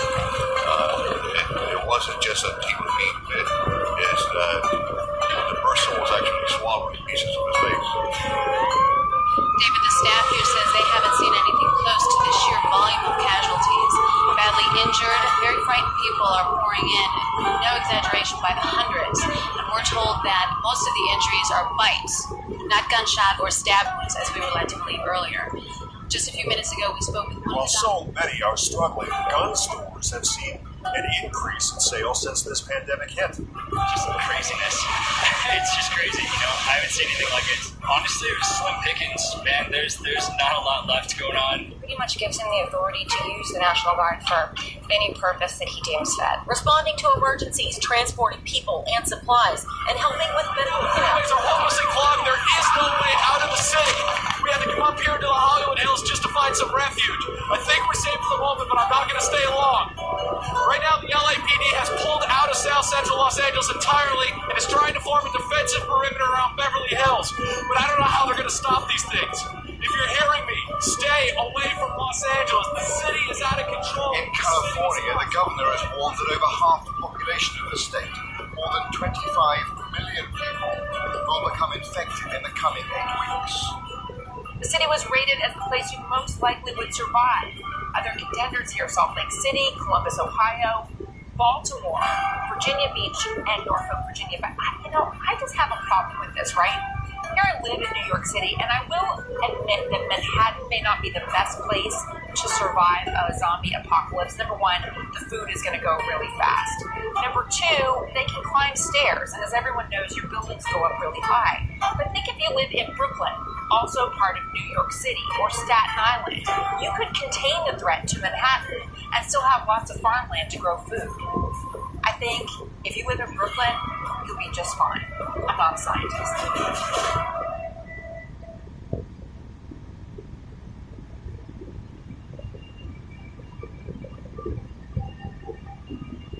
If anyone out there is still watching, you need to get to the quarantine zone immediately. This is a photo a viewer just sent to us, taken right on Central downtown. I'm the last person here at the station and not sure how much longer we'll be here. No one has been able to get food in here for days. The quarantine is the only safe place to be. That's at 680 Haynes Avenue. Again, 680 Haynes Avenue. Bring only what you can carry. Take side streets. Gather your friends and family. It's safer to move in large groups.